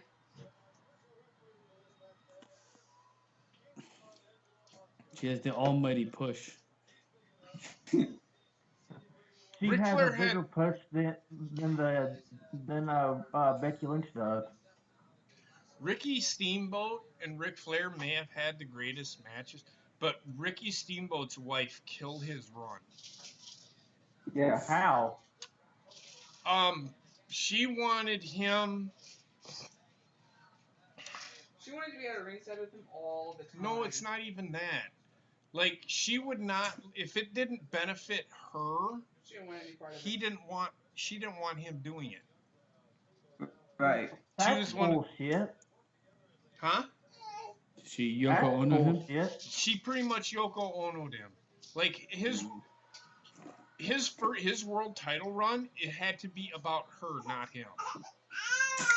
Oh, We can't do this. Oh, what's that? is that what's wrong? Oh, it's just Wendy. She's being a shit.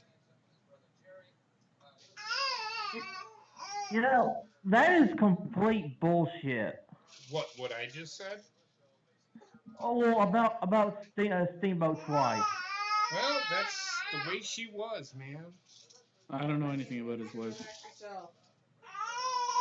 You should have bought her a Segway and put her on the wrong side of the road. What do you want? Hmm? What do you want? I'm trying to do something here. That's the problem. Kid. God damn. This kid has to be the fucking central of everything I do. He's got kids.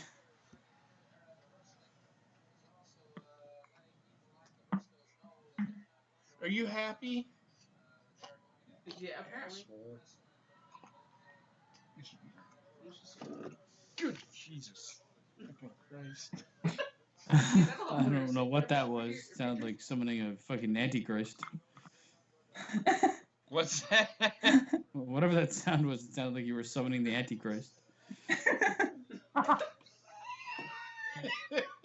It was just she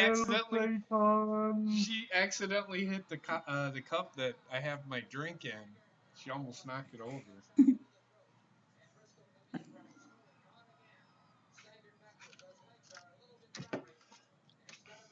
Don't touch the. What's wrong with you? And she's looking at the screen like, what's wrong with this motherfucker right here? Monday, you're walking a fine line between cute and child abuse.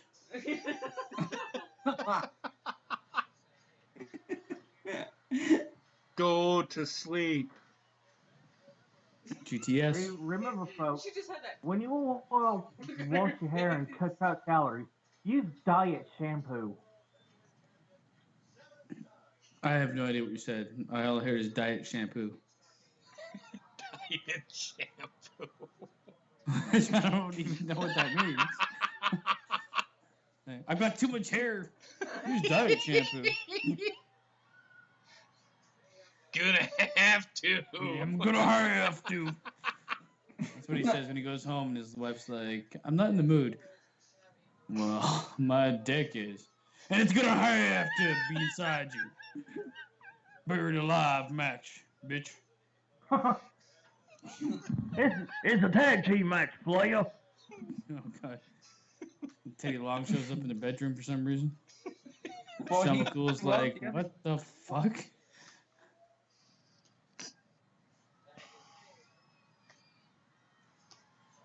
Oh, I would these watch two. Undertaker and Kane double team somebody. I mean, I would have to.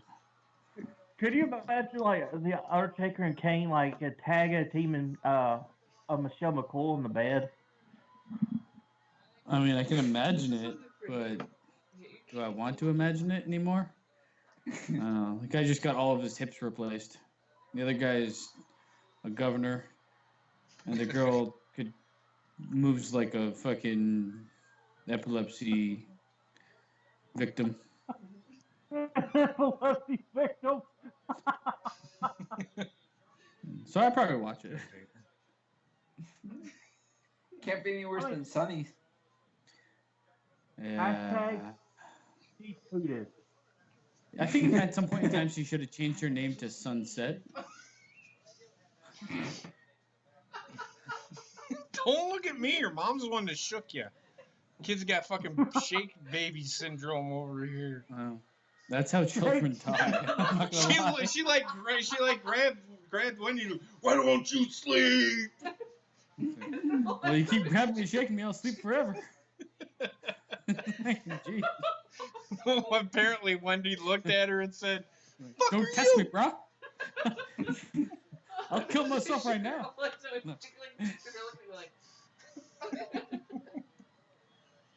I'm pretty sure she's. I don't even know what the age group is for that shit.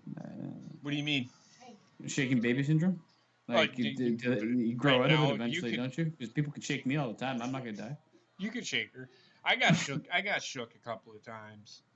I don't doubt it.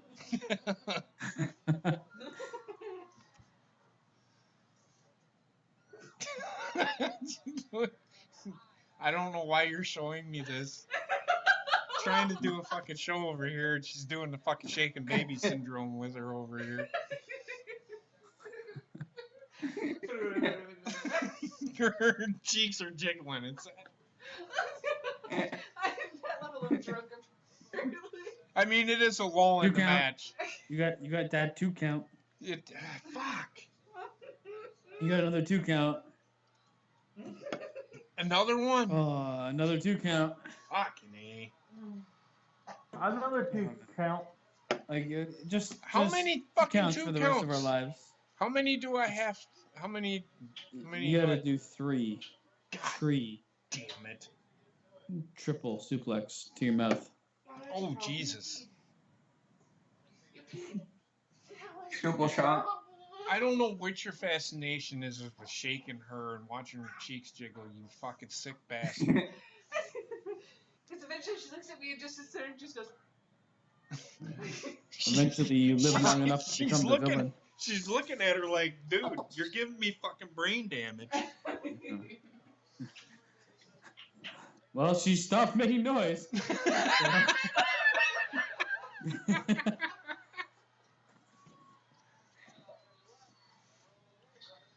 He's tapping. Not really. He's just hulking up. Hulk it up, brother. God, he's picking him up in the weirdest possible way. The fucking Briscoe. Look at Jerry Briscoe. He's fucking having a convulsion in the middle He's of the having a fucking full ring. body orgasm after that one.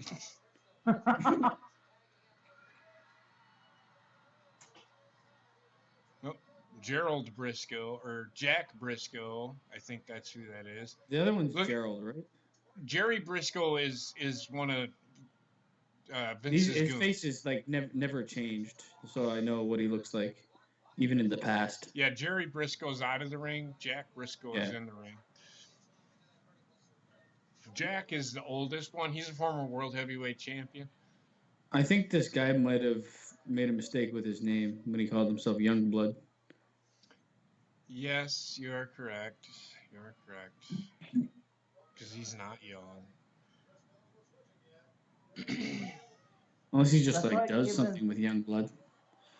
That's probably That's- giving JP the That's nice. name of Youngblood. That was a nice tag team move. He's the one that got paid Double tap. by Pat Patterson for the hardcore title. Yeah, but he's also a former. Richard the Pappy. You ever see the like backstage videos bring it where out, Pat so Patterson's that- around and he like he like overtly touches the male wrestlers? Who does? Pat Patterson? Pat Patterson. Pat Patterson is gay. Yeah, I know, and that's what I'm saying. Like, I watched that Roman Reigns Chronicle or whatever the fuck they call it. I don't know. And there was this point where like Pat Patterson's like, "I'm glad to see you back," and then you see him like just grasp his biceps. I know what you're doing, Pat Patterson. Yeah. I know what you're doing, creep. But I accept you. Except you. For being a creep, I guess.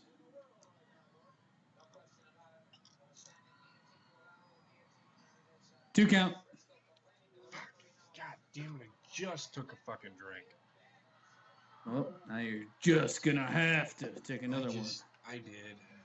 This guy looks like a mutant. Which one? Lou Ferrigno? Fragno. No, I can't remember what his name is. looks Mascara. like- It kind of looks like Andre the Roscoe. Giant's like son. Ricky Steamboat's going full Bruce Lee up in this bitch. I know.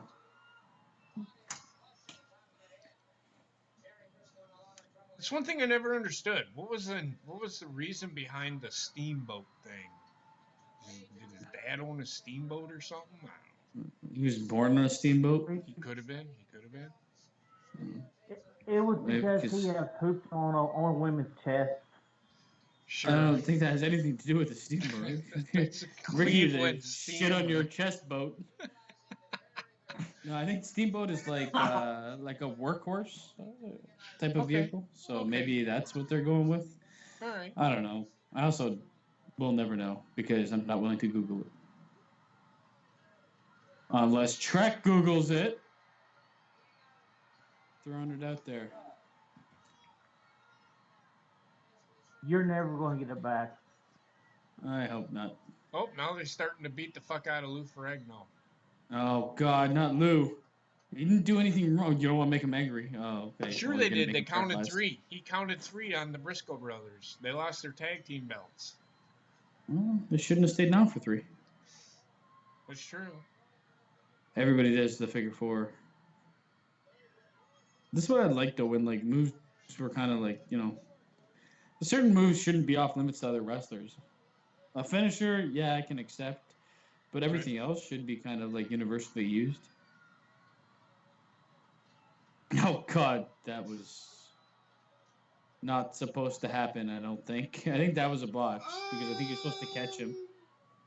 Yeah, I'll drink to that. I'll take that for what it's I worth. think he was supposed to catch him. It seemed like because nobody played it off like they fell on them as a unit. Oh, here goes Tatanka.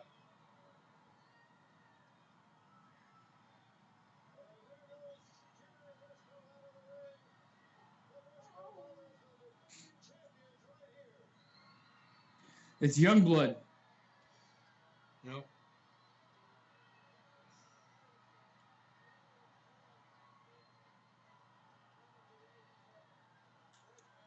Oh shit! I don't know why everything froze on me. Who's frozen? I was frozen. Oh, sorry. I didn't mean to yell at you.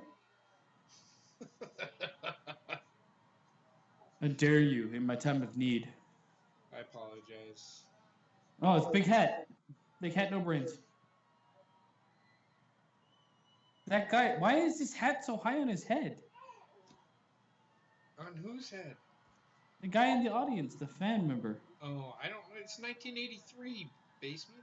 That's all I can tell Dude, you. what the fuck? It's like my head was just not accepting of hats and how they should be worn. Well, back then, there was a lot of people that had afros. But it's hair. You can like smash it in there. You know what I'm saying? Yeah, and that's... Yes. Actually, everybody's wearing their hat like this. Oh my god, what a world! They all look like they were like train conductors. I was 11 back then. I was 3 years away from being born. Shut the fuck up. 11 years old with beautiful jerry curls and hats that were Executive worn by. producer Jim Crockett. Now they're going into credits because this isn't. Is this the end of like the actual like regular stream or regular like? Yes, because I video think production? ultimately they showed this whole thing on TBS. I ended up being And- like 2 or 3 parts. Like, This match here, if I remember correctly, I have to go back and look.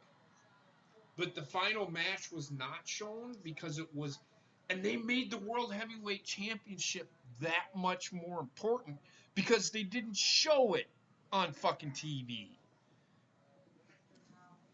You didn't see Well- You didn't see a World Championship match unless it was at a thing like this, or if it was something of like if it was a holiday or something, then you would see the World Championship belt. I feel like the World Championship belt shouldn't be shown on regular television most of the time. Maybe like Right. once every 3 months, have it defended. I wouldn't even go that far. Honestly. I wouldn't Or even just have never it show defended. it? I would have it defended on pay-per-views. Mm-hmm. Well, I mean, if you think about it, this is the person that is the champion of the company. They are the best. Why are they defending Featured. it every Monday? It makes no sense. They Like don't. They're this is the special. whole reason you can build the Intercontinental or US Championship, because the main title is not on that. You could have the guy that has the title on there, but he's not defending it. No. Well, here's the thing, and I say this, and the reason that UFC gets away with having a world title match every fucking pay-per-view is because they have like 7 different fucking divisions. Yeah, they have 700 different titles. So they can afford to fucking show a champion, but they aren't showing the same champion every fucking pay-per-view. Well, look at New Japan. Once somebody gets the championship belt, they hold it for a significant amount of time, and they're not wrestling all the time. And if they are wrestling, they're not wrestling for the belt.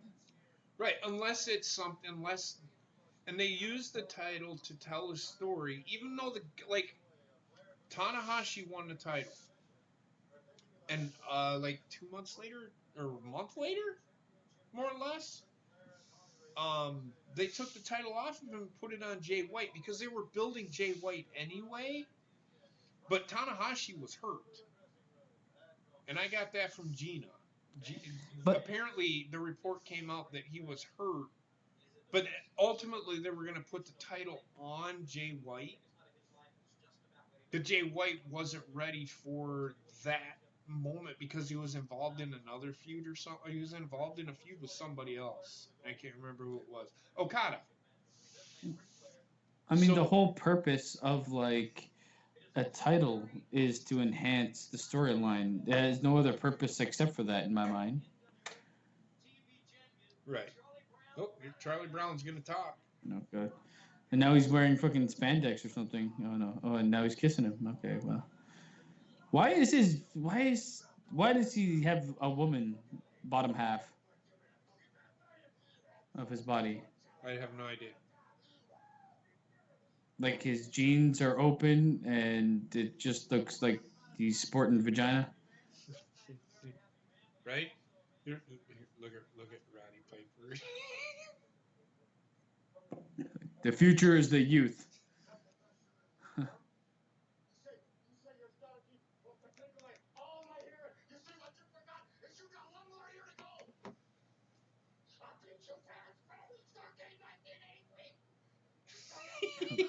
Fucking super rage.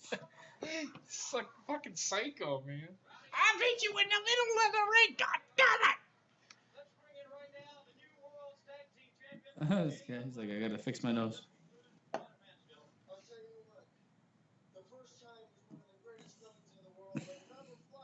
What is on those belts? What do you mean? Like I can't understand what the belt looks like.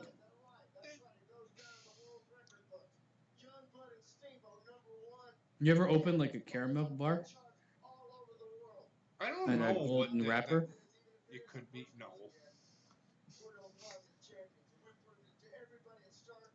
Okay, so I found the meaning of Ricky Steamboat's name.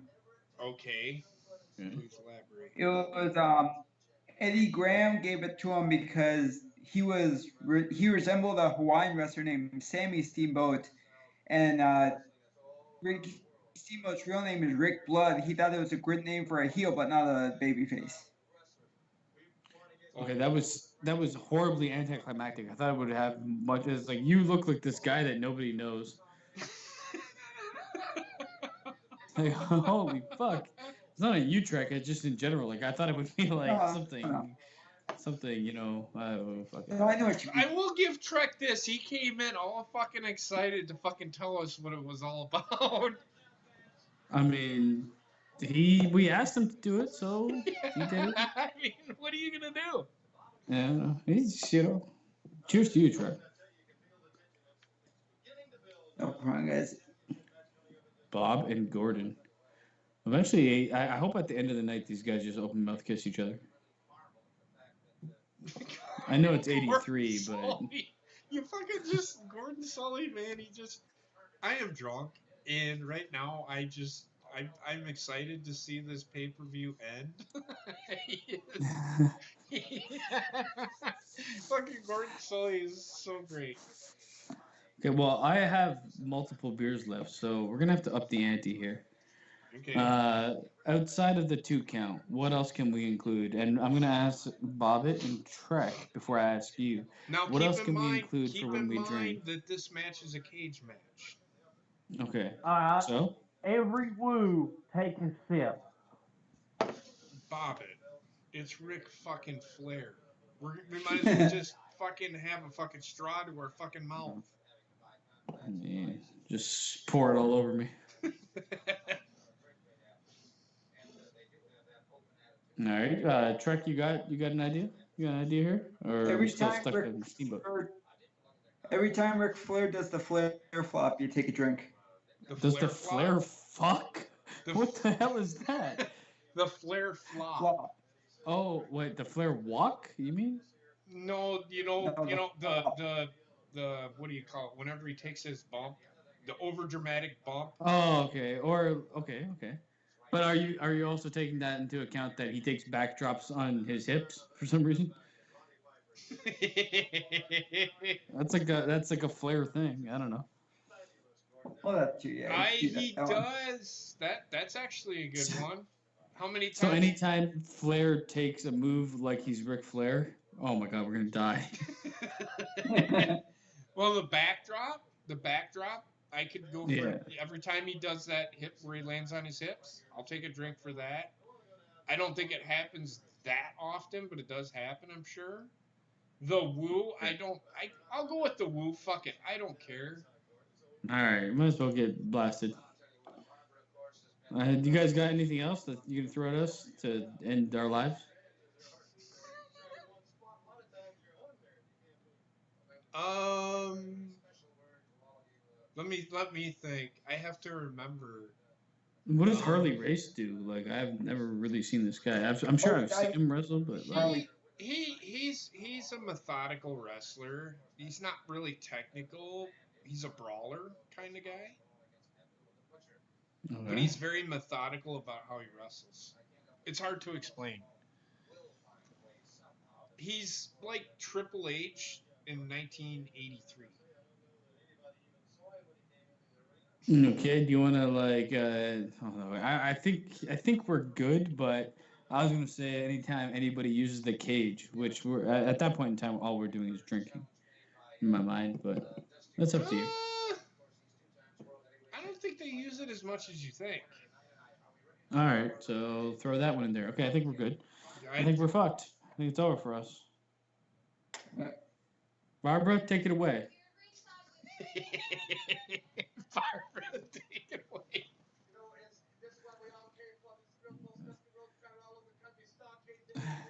Okay. I like Barbara's like get up, man.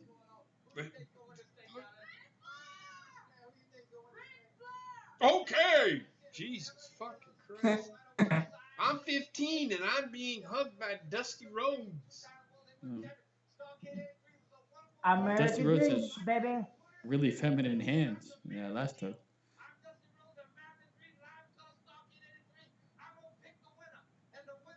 This random black dudes, he's like, I can be a part. He goes, I'm gonna pick a winner, and the winner is I don't care right now. I love him. Just came in at the very end. Why do we have VHS problems on the internet stream? This is what makes this. They tried. WWE did a really good job in authenticating these videos. They really did. They tried And not to. they recorded it like it was. Yes. It looks like they're both being combed. What's that? It looks like they're both being combed. Oh, Look at that. never mind. Look Now at they've that shit. become. That's like Yeah, fucking. well, That's like I'm fucking. there now. It clears up after a minute. I don't mind it. I remember watching. We gotta stand up the national anthem and all this bullshit. We got the national anthem, so. All right, stand up. But Basement doesn't Detroit. have to do anything because he's in Canada. Because I'm disrespectful.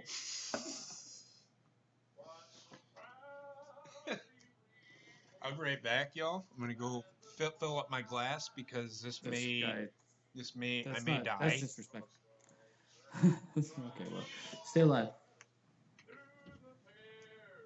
I mean, they could have gotten somebody that could sing better. I'm not gonna lie. Well, yeah, but the first WrestleMania was DJ. DJ Forever play? No. James Tiny Weeks. They could have got you sing the national anthem, Basement. That would have been a whole lot better. Probably not really, but still. Come on, man. You know what? Good job, Tiny. Good job, Tiny. I mean, it's not horrible. It's not like you can't hold. I mean, it's not good. Oh, look, he's giving it his all on that one. Hey, it's not that bad. Oh, that one. It's not that bad. It's not that bad. It sounds like you think I get a dick up the ass. Well, it's so disrespectful. It's not really. I don't. I live in Canada. You think I care?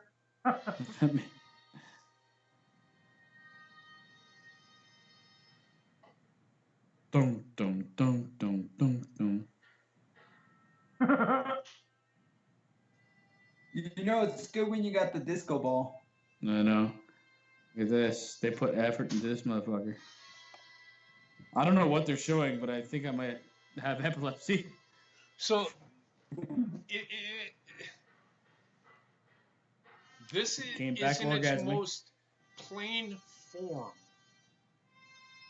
The 2001: A Space Odyssey fucking entrance.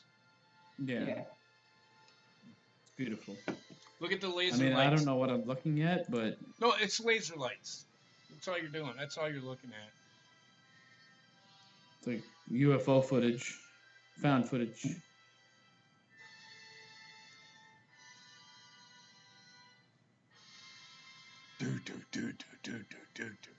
The people there are like shitting bricks because it's probably awesome. So There's a woo. such a Oh god, it's over for us.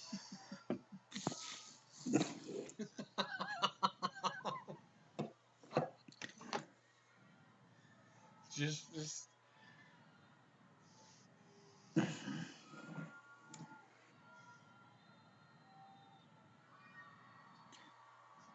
There's your pyro. It doesn't make any sound because they haven't mic'd it. No, it was just a sparkler. I don't think they had any Silver? mics near it either. Oh god, his gown looks like Wait it for just it. Wait for came it. out of the washer. He's gonna do it, and I thought he was gonna fucking do a woo because Yeah, he put Rick. his hand to his face. Beat that ass up.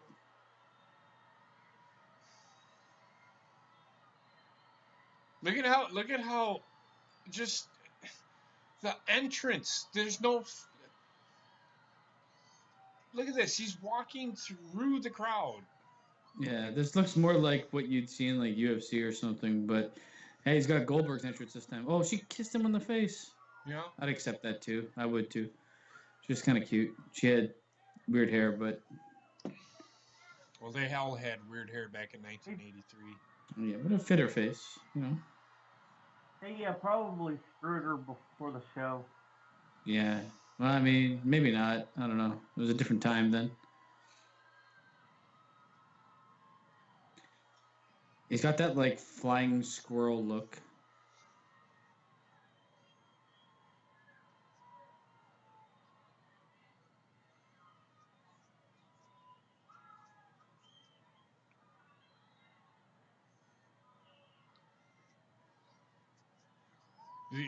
Watch how original Harley Race is. He's like, fuck this, I'm just coming to fuck out. All over your face. He comes out super erect, runs in the ring, jumps on him, just finishes all over. Start the match.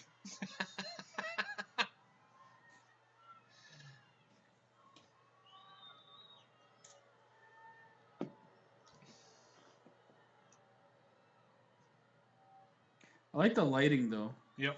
I always like when they dim the audience because fuck, I don't Okay. need to see some guy in the 800th row with a sign. Look at Harley Race. It's like, you think I'm gonna come out to this shit?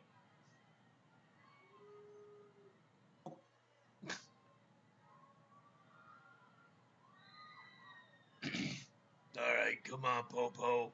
Let's go. Let's make this walk. Pokemon Blue and Red. I need to get those games from my SNES.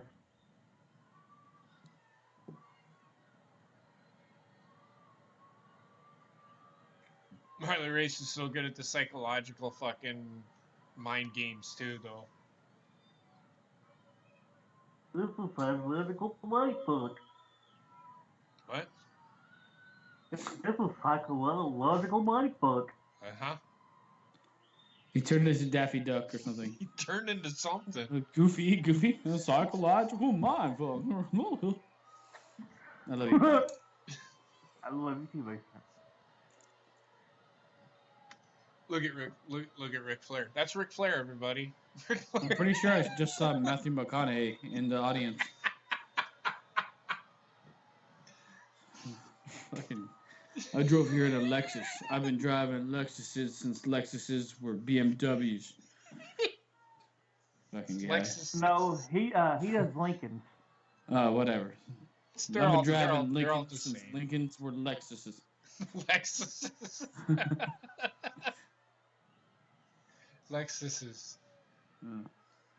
I've hit about 17 children in my Lincoln, and I don't plan on stopping. All right. Best commercial ever.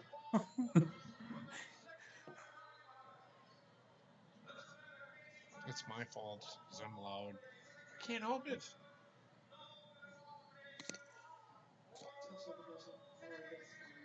Yeah, I know. You can speak quietly. Sure. I'm trying. You're not trying. I know you're not trying. You're just saying you're trying. God damn it. I want to break up. I didn't even know we were dating. No, he's not.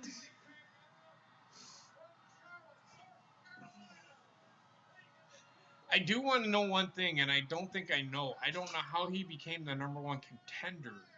See, that's one thing they never really ever explained, is how he became the #1 contender. Track? Oh, never mind. I know, because they were in his territory. That's how it happened. Like I've been talking about all night. I know. Like, what the fuck, man? You told me, and I didn't even catch on. Well, that happened with Lawler all the time, too. If this match lasts 60 minutes, I'm going to have to take at least 3 shits during it. It don't last 60 minutes. I think it lasts like maybe 25 minutes, I think. Look up how long it lasts. I think it lasts like 25 minutes. Ooh, talking trash already. Harley Race is like, yo, my hair game is on point. I got my perm. I got my perm. And the curtains match the drapes, bro. How about you? I win. What? Almost 24 minutes. Yeah, see, it's not that long of a match. All right. What did we agree? Wait, what did we agree upon? We agreed upon woos. We agreed upon when Ric Flair does a Ric Flair thing, and we agreed upon being hit by the cage. They use the cage. And then the 2 count thing, right? That's it. Yes. All right. You're still gonna be fucked up, but I don't know if he does the whole woo thing throughout this match. Yeah, this is like a bit before he used it constantly. Well, he uses it during his heel more than he does his babyface runs. He uses it, but once he used it, he started fucking using it all the time. But he didn't need the woo back then. He didn't need to woo back then. Like, if anybody that ever knew wrestling listened to what we were talking about, they'd be like, "What the fuck?" Need to. I ultimately, every time Ric Flair does something, we're going to be drinking because everything is a Ric Flair move in this. Yeah, he's very distinct in how he works. All right. Yeah. Oh god, he's slapping his tits. That's pretty Ric Flair, but I'm not gonna drink for that. Bell wrong. Which is great because he just stopped and he's just like the bell rung and he went woo. Fuck it. I should probably up the volume here so I can hear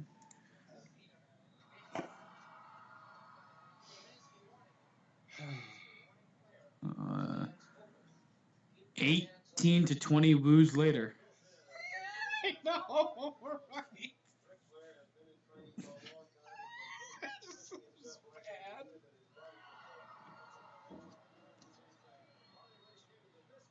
there's a Ric Flair move.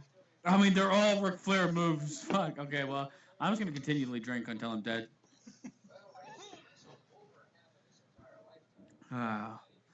You're talking about the elbow or the chop? Because No, actually, when he went into the headlock, you know how he gets dramatic with his headlocks. that's the one you're picking out of the other two. That is Harley Race does the same thing. I don't call that a Ric Flair move. Well, the elbow that he delivers, I don't know. I guess. I don't know. I'm just looking at him compared to like more, either I guess, way- modern. Not even modern, but you know. Either way, he did a Ric Flair move. All right, so we drank. Suck it Yeah. up and drink. Yeah. That's what he's saying. Just suck it up and drink. That makes sense. I'm gonna accept this.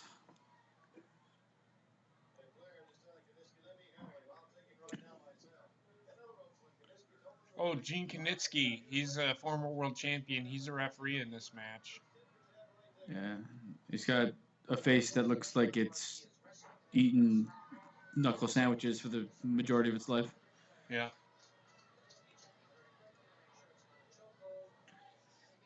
I mean, I'm gonna let somebody else, like Heather or Trek or whatever, call out the Ric Flair moves. I'm not going to call him out. Well, or you can call them out. You probably I'm know. not going a bit to. more. If somebody doesn't call it out, I'm not fucking drinking to it. Fuck that Well, I'm gonna shit. call it out constantly, man. Ric Flair move. I mean, it's you and me are the ones that are fucking drinking. Well, that's why I want, like, you know, a third party to And I agree. control us. Back fucking Trek and fucking Bob okay, so are the Heather, ones. Bobbit, and Trek are all the third party. Whenever they call it out, we'll drink. Fair enough. I hope they accept. They have to. Oh yeah. You're gonna have to.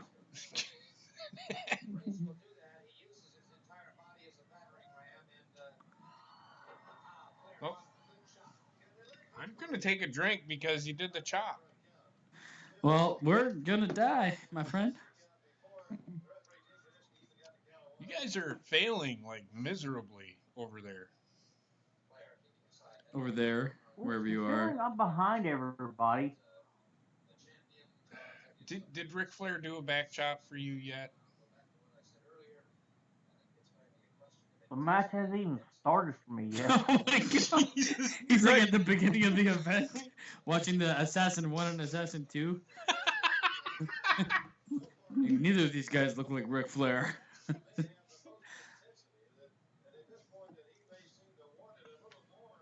Go to 2 minutes 17 seconds and 2 minutes and 17. 2 minutes and 17 seconds. That Carry is the the one. assassin match. 2 hours and 17 minutes and 20 Yeah, seconds. 33 and a half.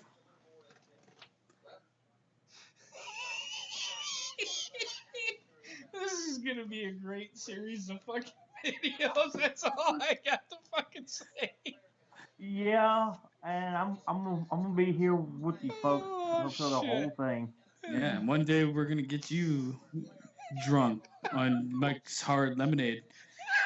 I will fucking do it. Oh, You're gonna have to. We're gonna have to rotate. I think that would be the most my sense. god. Trek will just have to eat pizza constantly. Yeah. By the end of the series, he's like dead. Heart attack. I can't take it. I can't take any more pepperoni.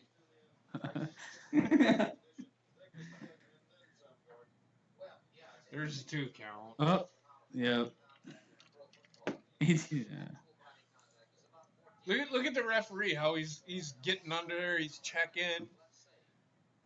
I like that. I always liked it when I saw it in NXT as well. He's also 75 fucking years old, so it takes him a hot minute. But I think you might be giving him some leniency. I may be. He's old as time over here.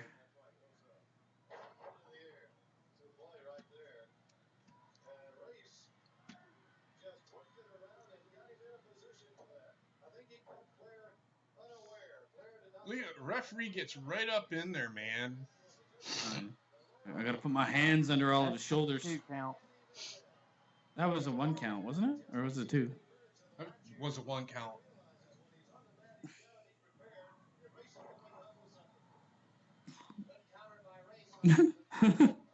He's a 1 count. He body slammed himself, basically. I had a drink for that, I guess. Why not? Fuck it. Sure. Oh.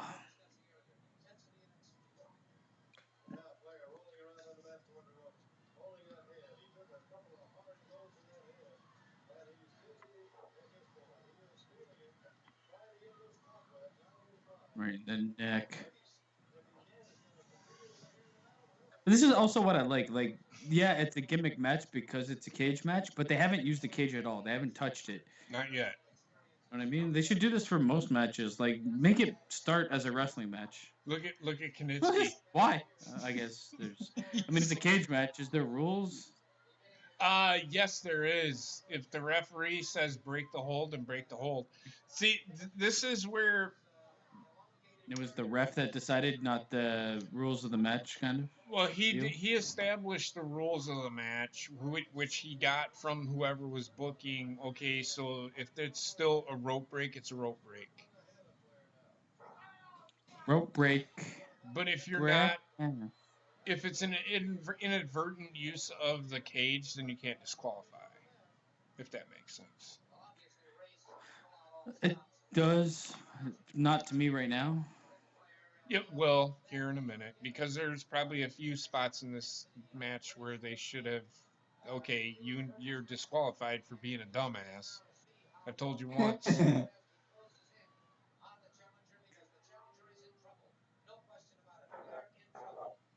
Best reason I don't know why disqualification I've ever heard, being a dumbass. I don't know why he counted.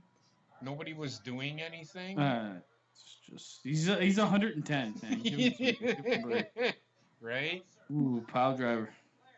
That's one of his signature moves, by the way. Harley Race. I feel like in the next 3 minutes, someone's going to be bleeding a lot. You are correct. Yeah, and the thing's Ric Flair. There's 2 count.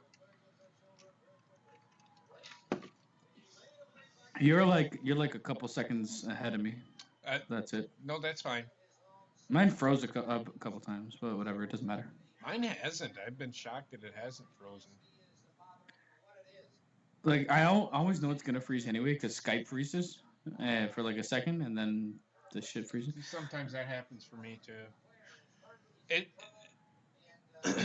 What do you think so far? I mean, it's not. I mean, you gotta remember. I don't mind the match at all. It's 1983. It's slow, but it's building towards something for sure. So. Oh, of course, it's building towards something. I'm pretty. That was a 2 entertained count. with it so far. 2 count, 2 count, 2 count.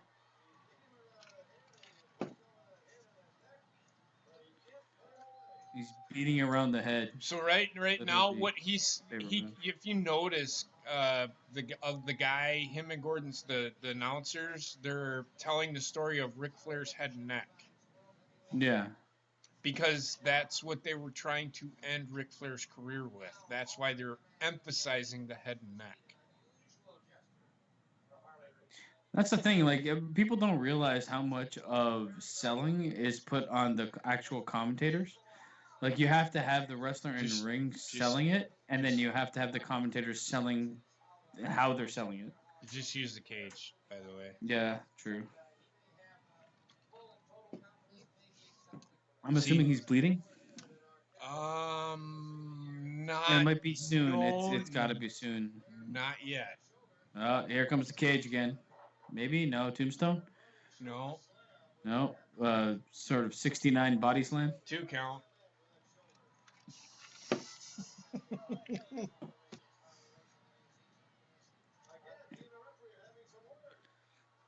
This is part of that story too. The referee and fucking Harley Race are having words. At least he's calling it down the middle. Oh, he's bleeding. He is bleeding. Is he? Or am I wrong? Maybe it's just shadows. No, it's shadows. He's not bleeding yet. No, he's not. You're right. Now he probably is.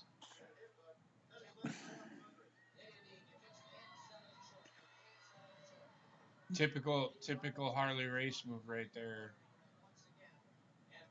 Now he's going to be bleeding regardless. 2 It's Ric headbutts. Flair. It's Ric Flair. Does that count as a I'm Ric Flair surprised move? he didn't enter the ring bloody. Well, does that a Ric Flair move if he starts bleeding? Oh yeah, for sure.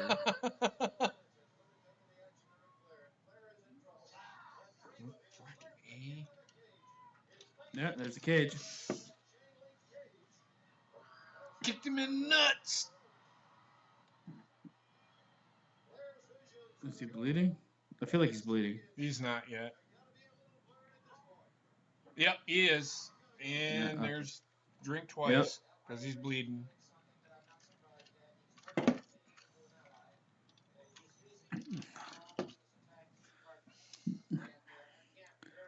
I never expected him to use the cage, commentator. I know, right? It's Gonna go out on a limb here and say I never expected it. Well, the cage was ultimately used to make sure, and they made mention of it, which is kind of interesting. The cage was actually meant to make sure that there is no interference. Yeah, that's I think the original use of the cage anyway. Yes, that was the original use for the cage, but it was ultimately a no disqualification match, so they could use the cage. Well, they inadvertently used the cage. Does that make sense?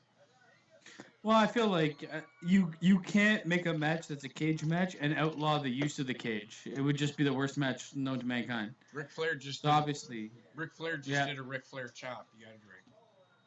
Mm-hmm. Because Ric Flair elbow even too. Fucking Trek and fucking Bobbin aren't paying any attention. He's grabbing the ref's ass. I'm fine. I know you're good, but you're good, Bobbin. It's fine. Bobbin's Back to the Future. If you see a Ric Flair move, you gotta say we gotta drink. Okay. Heather's gonna be like, drink. Drink. Drink.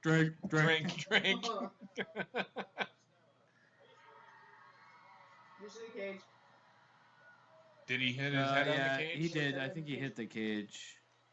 And he's probably going to be bleeding. And I feel like I should bleed. Harley Race is bleeding, but he not a bleeder. Not like Ric Flair, your God. Ric Flair's fucking woo. Use of the cage. Fucking basement is like, God damn it, why did I agree to this shit? Well, I don't think I could take any more liquid in without expelling liquid out. But let's test the limits of the human body. Chopped by Ric Flair? Where are you? He's like, you're way behind. You're way behind. We're past that. Oh, this is a Ric Flair move. That knee? That knee, Ric. Yeah, that's How are you guys acting? Oh, he's gonna do it again. Oh, he's Fucking shit. He's just being Ric Flair.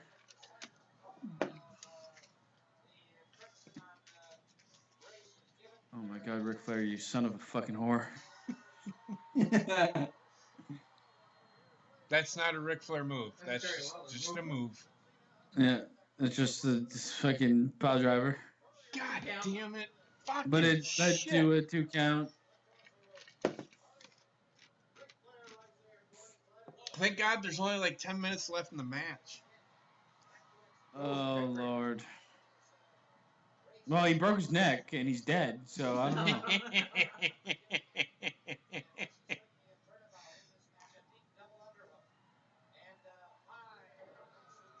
He's high. No, he's not. Damn it. Fucking, he started kicking out, but he didn't kick out quick enough. Man, just be stronger, Harley Race. Fucking. Okay. I need to take a second here and recuperate mentally. Jesus Christ. Alright. He just flopped. What? He just flopped on the mat. Who did? I don't know what that means to me. Jesus fuck. You're behind us. Where are you at? I am at 2 minutes 29 seconds. 2 minutes 29 seconds. You got 2 minutes and 29 seconds. I'm at 2 hours and 33 29 and a half minutes. seconds. Fucking. I'm at 2 hours and 29 minutes and 23 seconds. And now I just fucking Then screwed you should myself. track the 2 hours. Fuck! Okay, bring it.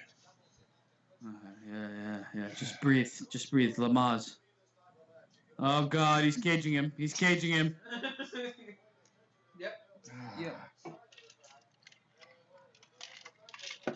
That's just one cage move You're though. gonna have to give me another drink. I'm almost done with this one. I just started drinking it. You're gonna have to. You're gonna have to. You want to just build me a fucking bed right next to the fucking toilet? You're gonna have to pee later? Yeah, sure.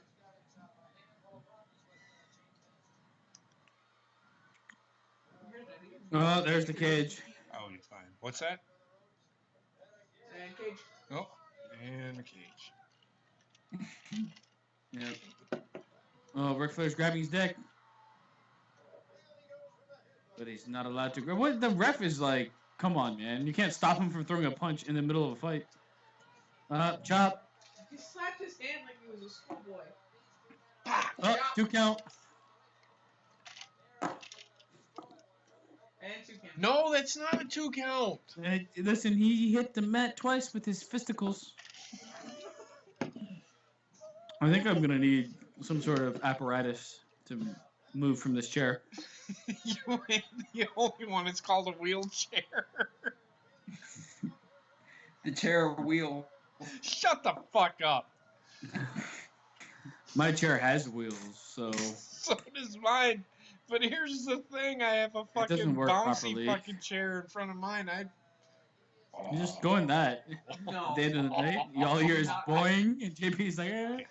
I won't. I don't think you'll fit in that. It's for children. No, you just that was. I'm too tall for it. I couldn't bounce in that fucking thing anyway. Oh, well, figure 4, that's a Ric Flair thing. Right? And it's a Ric Flair move. I'll take a big drink for that one because that's a finisher.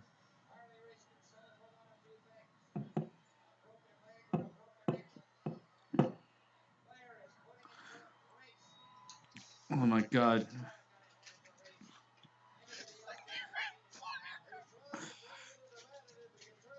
Look at Ric Flair, man. He's just like, I can do this. No, oh, and he got turned over. And now they're they're just rotating.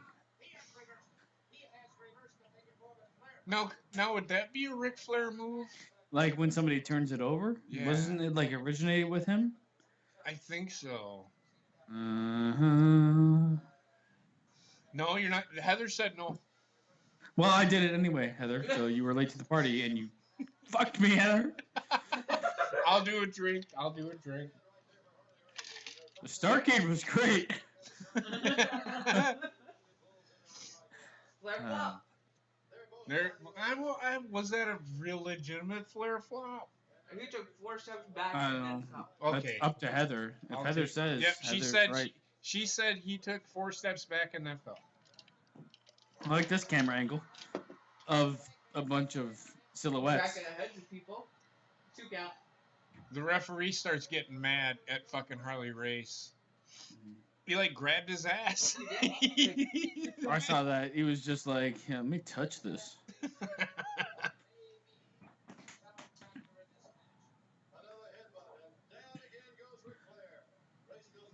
Oh God, I hate flippy shit. He just falls off the second rope. The least flippiest Oh, the move head known to ball. mankind. Wow. Oh, fucking goddamn Harley Race. That hurt fucking Harley Race, dude. Look at him. Did you see Yeah. Harley Race there? He fucking did it. He's Yeah. like, I'm done. I think he hit hard, man. Concussed himself almost. Yeah. You look at Harley Race, he's like, this is bullshit. Why am I doing count. this? 2 count. Can you go make me another drink? Can you make me more drink? Me club woman, take home, make babes. JP is legitimately becoming Neanderthal. Yes. Yeah, that explains it all. Geico caveman. Oh God, it's gonna be a 2 count again, isn't it? You fudge backers. Why does this referee suck? Oh man, yo, but NWA is a shit. The drinking games you can come up with for this shit? Oh, I mean, you're gonna have to. No, it's not that bad actually. I've enjoyed No, this. I actually enjoy this stuff, but it's like, don't ever fucking create drinking games while watching a fucking WCW event. at least don't base it off of Ric Flair move. Yeah, Well, if you make it Wait. essentially every fucking Wait. move. When somebody joins the NWO, drink, you're fucked. Exactly. Oh, When it gets to that point, yeah. Mm-hmm.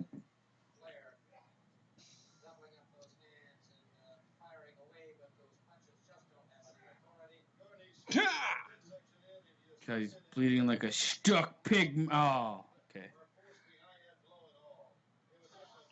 I mean, he hit the cage twice. Does that count, Heather? I'm a little bit. You don't want to finish it? No, just Add to it. yeah. Don't get crazy. I think I should get by with one shot. Yeah, it's almost over. I mean, I don't know what you're saying, Oh, she's making me one more drink because I'm almost out. but now the referee is pulling hairs. He grabbed fucking Harley Race. He's like, fucker, I told you once, I'm not gonna fucking tell you again. Get the fuck off of him. Look at Ric Flair, man. Somebody spilled cherry juice all over Ric Flair. So why the bleached hair works so well? He knew. That's why he bleached his hair, because of all the. Look at the fucking blood. It accentuates. It looked like he just fucking. Looks like he just ate out Queen Latifah on her period. Oh, Latifah on her period. That's a Ric Flair move. You're gonna have to drink. I'm behind by one. I'm waiting for Heather to come back. I think you're behind by many more than one, but no, I'm right there. I'm just throwing it out there, softballing it. You're softballing it. How many am I behind, Basement? I don't know. I actually don't know. Oh, that was a botch. Okay, so it's at least 2, probably 3, to be honest. Okay, hold on. Motherfucker, I will go back and watch this, and if you're wrong, okay. I gotta drink 2, but I think you have 4. You keep asking him, he's gonna keep adding them off. I mean, am I a trustworthy source? No. No. But crossbody FT dubs. There you go. Ric Flair just won. That's a Oh my Ric God. Flair I move. feel like That's a Ric Flair move. I feel like I had to piss so bad. I feel like I'm pissing inside of myself at this point. Right? But Ric Like Flair somehow. Ric Flair just won the belt. Now. So is that a Ric Flair thing? Because he's done it 16 times? It's because he did it 16 times, yes. So, I want to say this one thing. And I want everybody to count how many times there was a finisher involved in this pay-per-view. When you watch, I don't know what Harley Race's finisher is. It's the headbutt. Okay, so twice. 2 times. Garbage time doesn't get kicked out of. But he didn't cover him right away. No, the finisher, the cross body from the top rope one. Yeah. Yeah, which is like, I mean, 3. Flair put Harley Race in a figure 4 and he reversed it. Yeah, so yeah, but then there was the headbutt. That's it. He did the one headbutt, but he didn't cover him right away. Well, he did more than one headbutt. But it was his headbutt a finisher from like the mat, or was it from the middle rope? No, from the middle rope. But he didn't cover him. Okay, so he only did that once. Yeah. And then there was only one figure 4. But my point is how many matches finished on a finisher? Well, if you record to a couple days ago at WrestleMania, we saw an F5 within 25 seconds of the match starting, which it actually didn't even start at that point. No, the match hadn't even started. But you get my point. Yeah. You don't need a finisher, and I'm not trying to compare, but you don't need a finisher to finish a match. And I people mean, don't you don't have understand to that. look at WWE to understand this. Like the ultimate move of somebody has to be worked towards. You can't be using it all the time. This is why a lot of matches. Maybe I'm not saying matches should. I'm honestly not saying match should end in a cross body or something like that. But like, there's a bunch of moves people do that are like finisher worthy. Right. You know what I mean? Like, you look at Finn Balor, a guy that's been. I fucking don't care about him, but like he's got at least three moves that in his moveset that are finisher worthy that you probably might not have seen if you just watched the main roster, but still. Right. Okay, if I don't piss, I'm gonna die. Go ahead. Go ahead. My dick.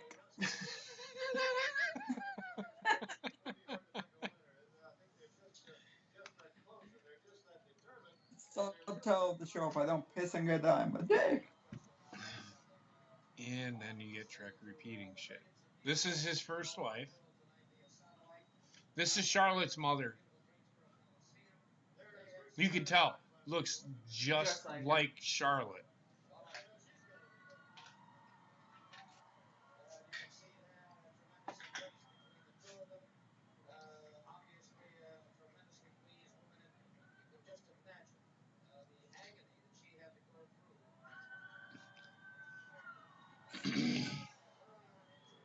This is when the belt meant to me. This is when the fucking championship meant something. Ultimately, Yeah. everybody knows it's a prop, but it meant something. Being the champion meant something. Right now, the champion doesn't mean anything at all.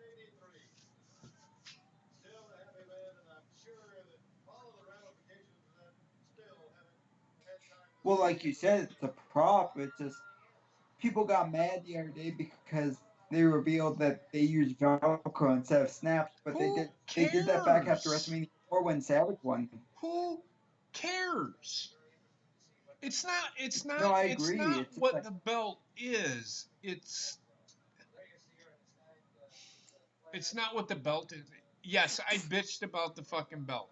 That fucking belt that fucking Daniel Bryan had was making a mockery out of the fucking belt.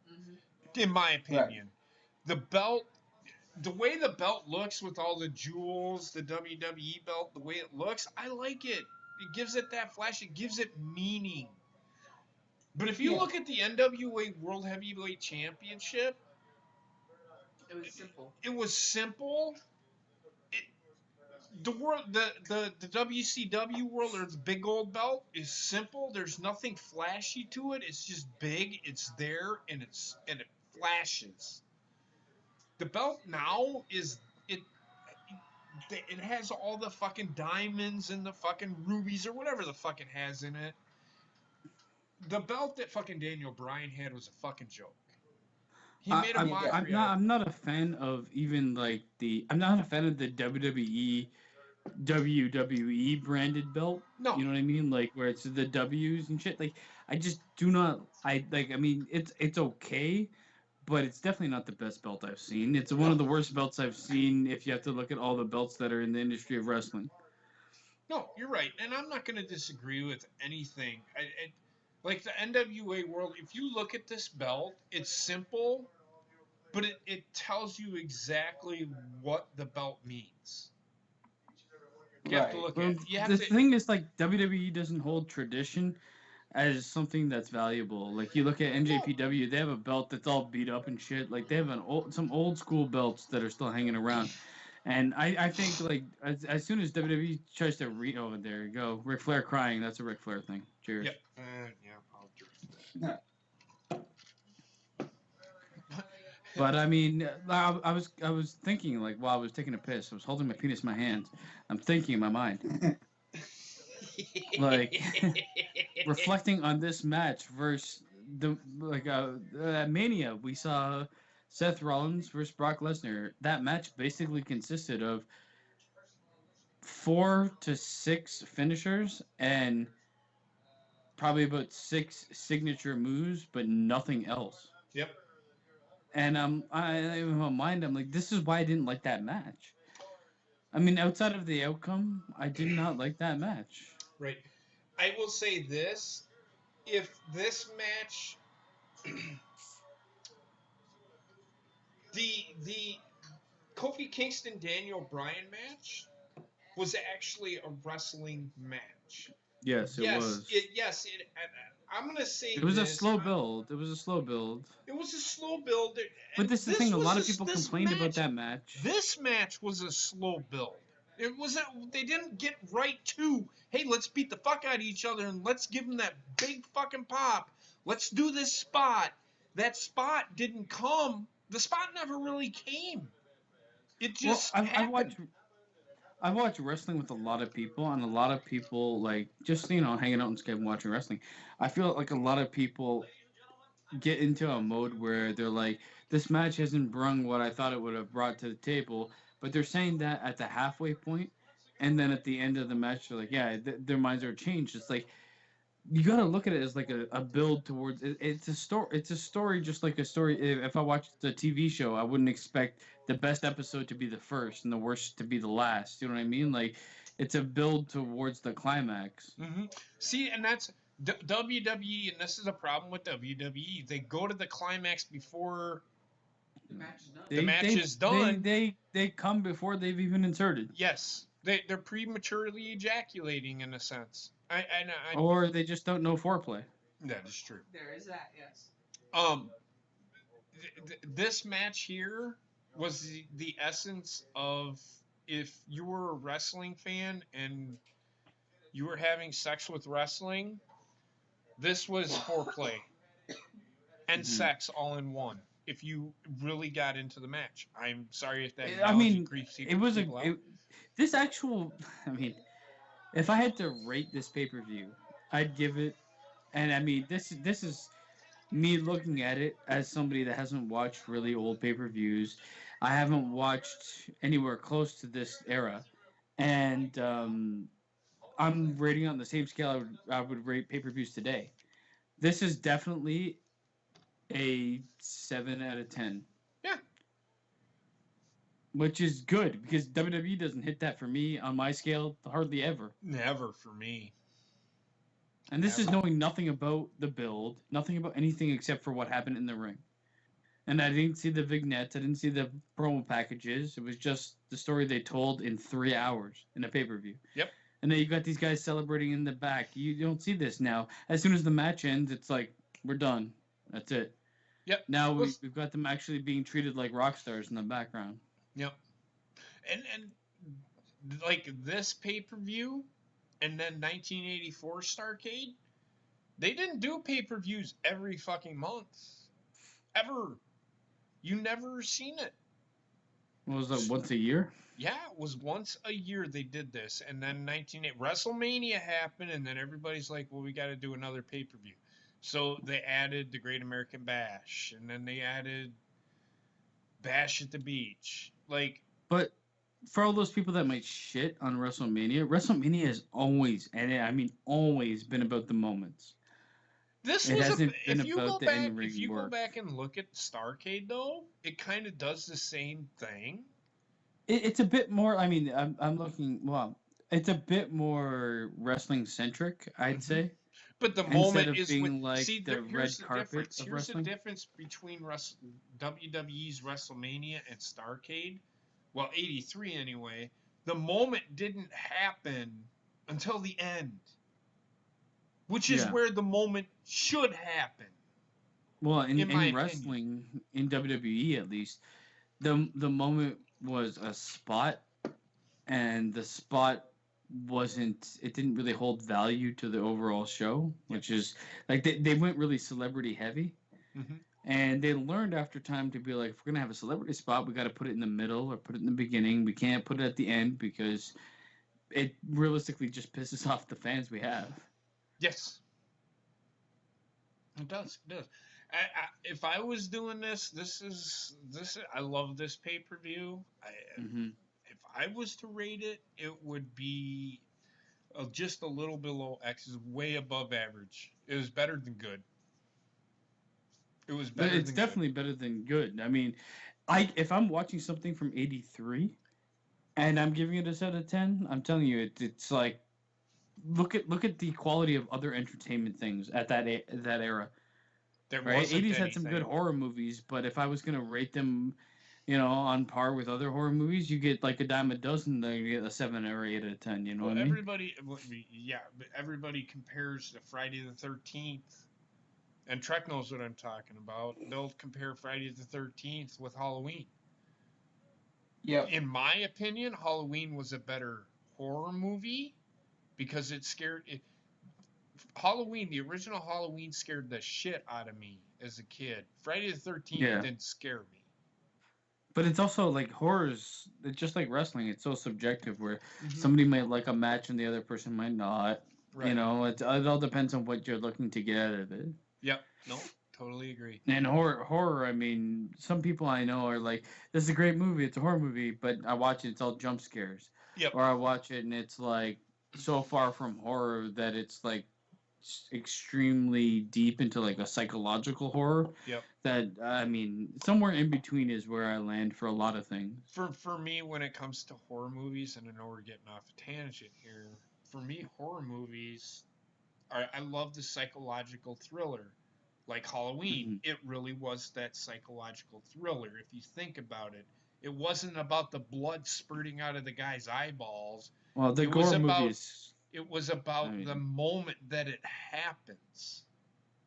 I feel like the gore movies, the gratuitous gore and stuff like that, they're just there to be like, if you're shocked by value. gratuitous violence, Mhm. then you'll be shocked by this. But I watched the Hostel movies, and I could literally care less. Yeah, me. But there's movies that use gore that are still solid. Well, sure. But whatever. Well, I mean, Halloween still used gore, but they didn't. It wasn't so right there in front of you all the time. Slapping your face with intestines. You know what I mean? Yeah, well, whatever. So that's just gross. Who wants to get slapped with intestines? But with wrestling, it's about, if you looked at some of these matches, most of these matches, in fact, the story inside the ring is the story itself. It's not what happened outside of the ring, it's what happened inside of it. If that makes sense. Well, I think it's a combination because some of these storylines, like they've been built. It's obvious that they were built beforehand. Not a lot of them, but I'd say like 30% of this event was built beforehand, or there was build towards it. Right. But they tell a story where you in the ring where you don't necessarily need to be invested outside of the ring to like it. And New Japan has done this for a long time. Yep. But I find when New Japan does rely on people to understand a storyline, the storyline is so over the top on social media that I don't know. Yeah. That's the one reason I stopped watching the Being the Elite from the Young Bucks. It's just like they entered into like a parody territory where I just didn't. I mean, yeah, it's still funny. They're still great at what they do. It's just I don't know.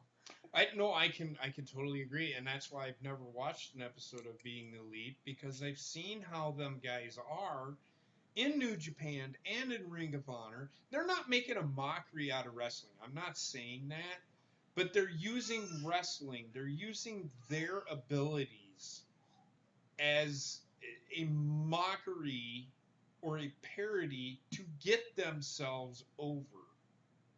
And to me, that should not be in wrestling at all.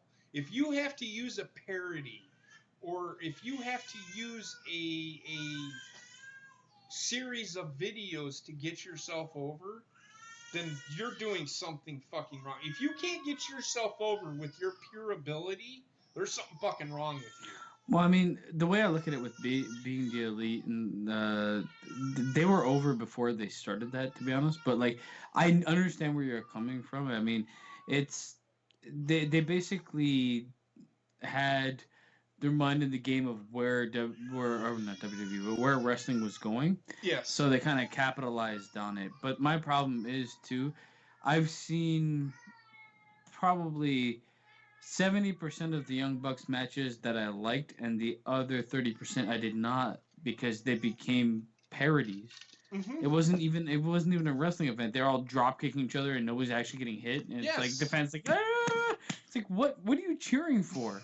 You're cheering for a moment that makes no sense, or Yeah, a and spot I that mean this makes no happens a sense. lot in like mainstream wrestling now, where you got some ridiculousness. I can understand. Okay, I understand, and I like some of the ridiculousness if it's done sparingly. But when Mm-hmm. the whole thing is ridiculous, like being the elite became completely ridiculous. For a while there, it was about their backs behind the scenes for them. Plus, they'd like pepper in some ridiculousness.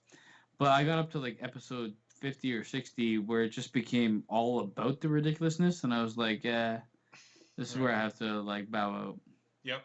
And that's ultimately why I hate to say this, I'm not excited about AEW. Well, I this mean, this is the how problem how how because how is what are they gonna do? My thing is with them, and they're great wrestlers. They're great in ring performers. They can tell the story, but why do they need to act like a bunch of fucking fools outside of the fucking ring to get themselves even more over? well, I I feel don't like if understand that. AEW was started when they were at like All in. episode 50 or 60, which is around the same time of being the elite, Mm-hmm. then I would be okay with it. But the problem is now they've far surpassed that. I honestly think AEW. I hope it does well because I can't. I like Raw and SmackDown are just killing me. I But at agree. the same time, it's like my reservations are. I think they're going to be over the top with the ridiculousness. I hope not. And Well, I that is mean, ultimately, and I'm with basement on this. That's my ultimate fear. And Gina, I know you're going to watch this and you're going to be like, no, you guys are wrong, but are we? They haven't even done a show yet and we're already talking about their ridiculous over the top stuff. I I hope I I'm enjoy a wrong. bit of camp, but when the whole everything is based on camp, like I can't get behind it. I I'm can't, me sorry. neither. Me neither. I can't either. I cannot either. And that's why I've never watched an episode of Being the Elite ever. But But also, I this, look at their roster and I'm thinking like redundant. I look at AEW and I think redundancy, which is unfortunate because the roster. I've seen the roster fight. I've seen everybody almost that I care about fight each other that's on that roster announced mhm, already. Like I don't know how they're gonna. To me, I wouldn't be sold on a pay per view that involves any of their current roster fighting each other. Like I wouldn't go out of my way to spend $20 to watch it or whatever. You know what I right. mean? Like I'll find a way to watch it after the fact, Okay. but that means they get no revenue from me doing that. Yeah. And like I'm looking at it from like a business standpoint. If they're not getting revenue from me or people that are like minded for me, then they're gonna have a hard time. Yep. And I agree. I agree. I know that Trek, and we'll talk about this on Friday, but Trek had said, and I think I seen it myself, that they had ultimately struck a deal with Turner. Okay, well, whatever. And by the time you watch this, I'm hoping that we will have already started uploading, but I don't see the company. Honestly, I think AEW will be okay, but if they're going to put all their eggs in one basket into parody, they're going to fail hard. And you can't tell me that they aren't, because you look at Being the Elite, and what Basement's telling me is it's become nothing but parody. And how is that getting me invested in wrestling? Hmm. Wrestling's not supposed to be fucking funny, people. Well, you even look at the what was the All In, and they had at least one match completely devoted to parody. And that This point, is 2 years later they than had that, or a year one. and a half later. Not only that, they had a segment devoted to fucking dicks. That's what I mean. That was the parody moment, right? But like I feel like they're too prone to parody.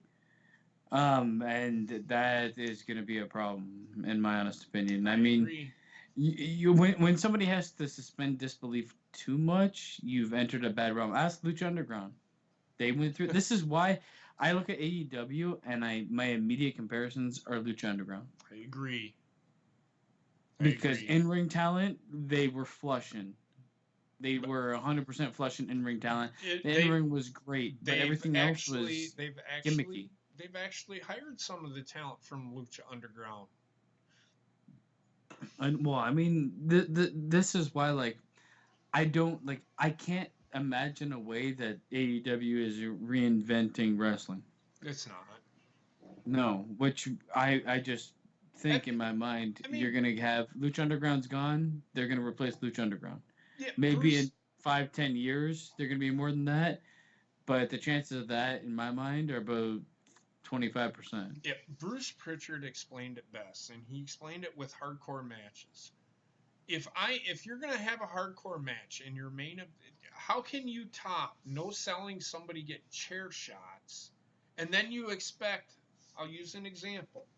Bob Holly and fucking Al Snow beat the shit out of each other at fucking in Memphis, doing chair shots. They hit each other with stop signs. They threw each other in the fucking river, and I can't even remember what the main event of that match was. But you're gonna and they're no selling everything. I mean, there's no selling chair shots, fucking stop signs, which to you and me would knock somebody the fuck out. Well, it's the thing. Like, you either go one way or the other. You either have it mean a lot or you have it mean nothing entirely. You can't pick and choose when somebody gets knocked out from a chair shot. But you're gonna end a match on a Stone Cold Stunner, which is nothing more than a cutter on a shoulder. Mean, it's either I accept and believe in a certainty of disbelief, or I accept and believe in the opposite. There's no way you can fuck around with the in-between. So ultimately, if that makes any sense. It does. So ultimately, what we've been talking about, we're getting ready to wrap it up here. Ultimately, what we've been talking about is with this pay-per-view that we just watched, and I highly recommend that everybody watch along. You're not going to see one finisher finish the match. Nothing to believe to me that's going to be a finisher to the match. Ultimately, 2 to more people beating the fuck out of each other inside of the fucking ring wears somebody out enough where they just say, fuck it, I don't want to fight anymore, and I'm going to take the fucking pin. And because that's the difference. Like, they get worn out. They don't get beat by a move that realistically half the time doesn't do more impact than another move. Nope.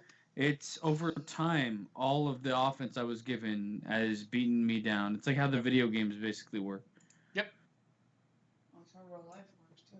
And that's how life works. But we've all been beaten down by real life. Let's be real. I've been beaten down by real life myself. But that being said, Trek, you got anything to add? Good talk. Bobbit, you got anything to add? Did you finally get to the end of the match, Bobbit? Good job. Yeah. What did you think? I thought it was I thought it was a pretty good match, really bloody, and yeah, just the way I like cage matches. And again, it was a cage match. Basement, what about you, brother? I know this is like one of your first pay-per-views of old fucking shit that you've ever watched. What'd you think? I mean, I enjoyed it. I'm down to watch more for sure because I actually enjoyed this. I would rather watch old pay-per-views from the 80s than watch current Raw and SmackDown. What does that tell you? It tells me a lot. It tells me But I mean, for anybody that's watching this after the fact, for the millions and millions, no, probably like seven, maybe 6 people. If you enjoyed it, let us know. We've done this as a recording just as a test, really, and I'm pretty sure the next one we'll probably do as well. If you have any comments, then talk about whether you'd prefer it as a recording or live. Yes. I mean, we'll do live. We're trying to work it out. We'll do live. We can do live. It's just we're trying to work shit out. So I enjoyed it 100%. I thought it was fun, and I think if we watch along with other people, it would just be that much more fun. But it all depends, you know. Mm-hmm. Well, I agree. Just go ahead and let us know. Um, we'll put this out as a test, and then we'll see what happens. Like Basement said, I enjoy this stuff. I enjoy watching old pay-per-views.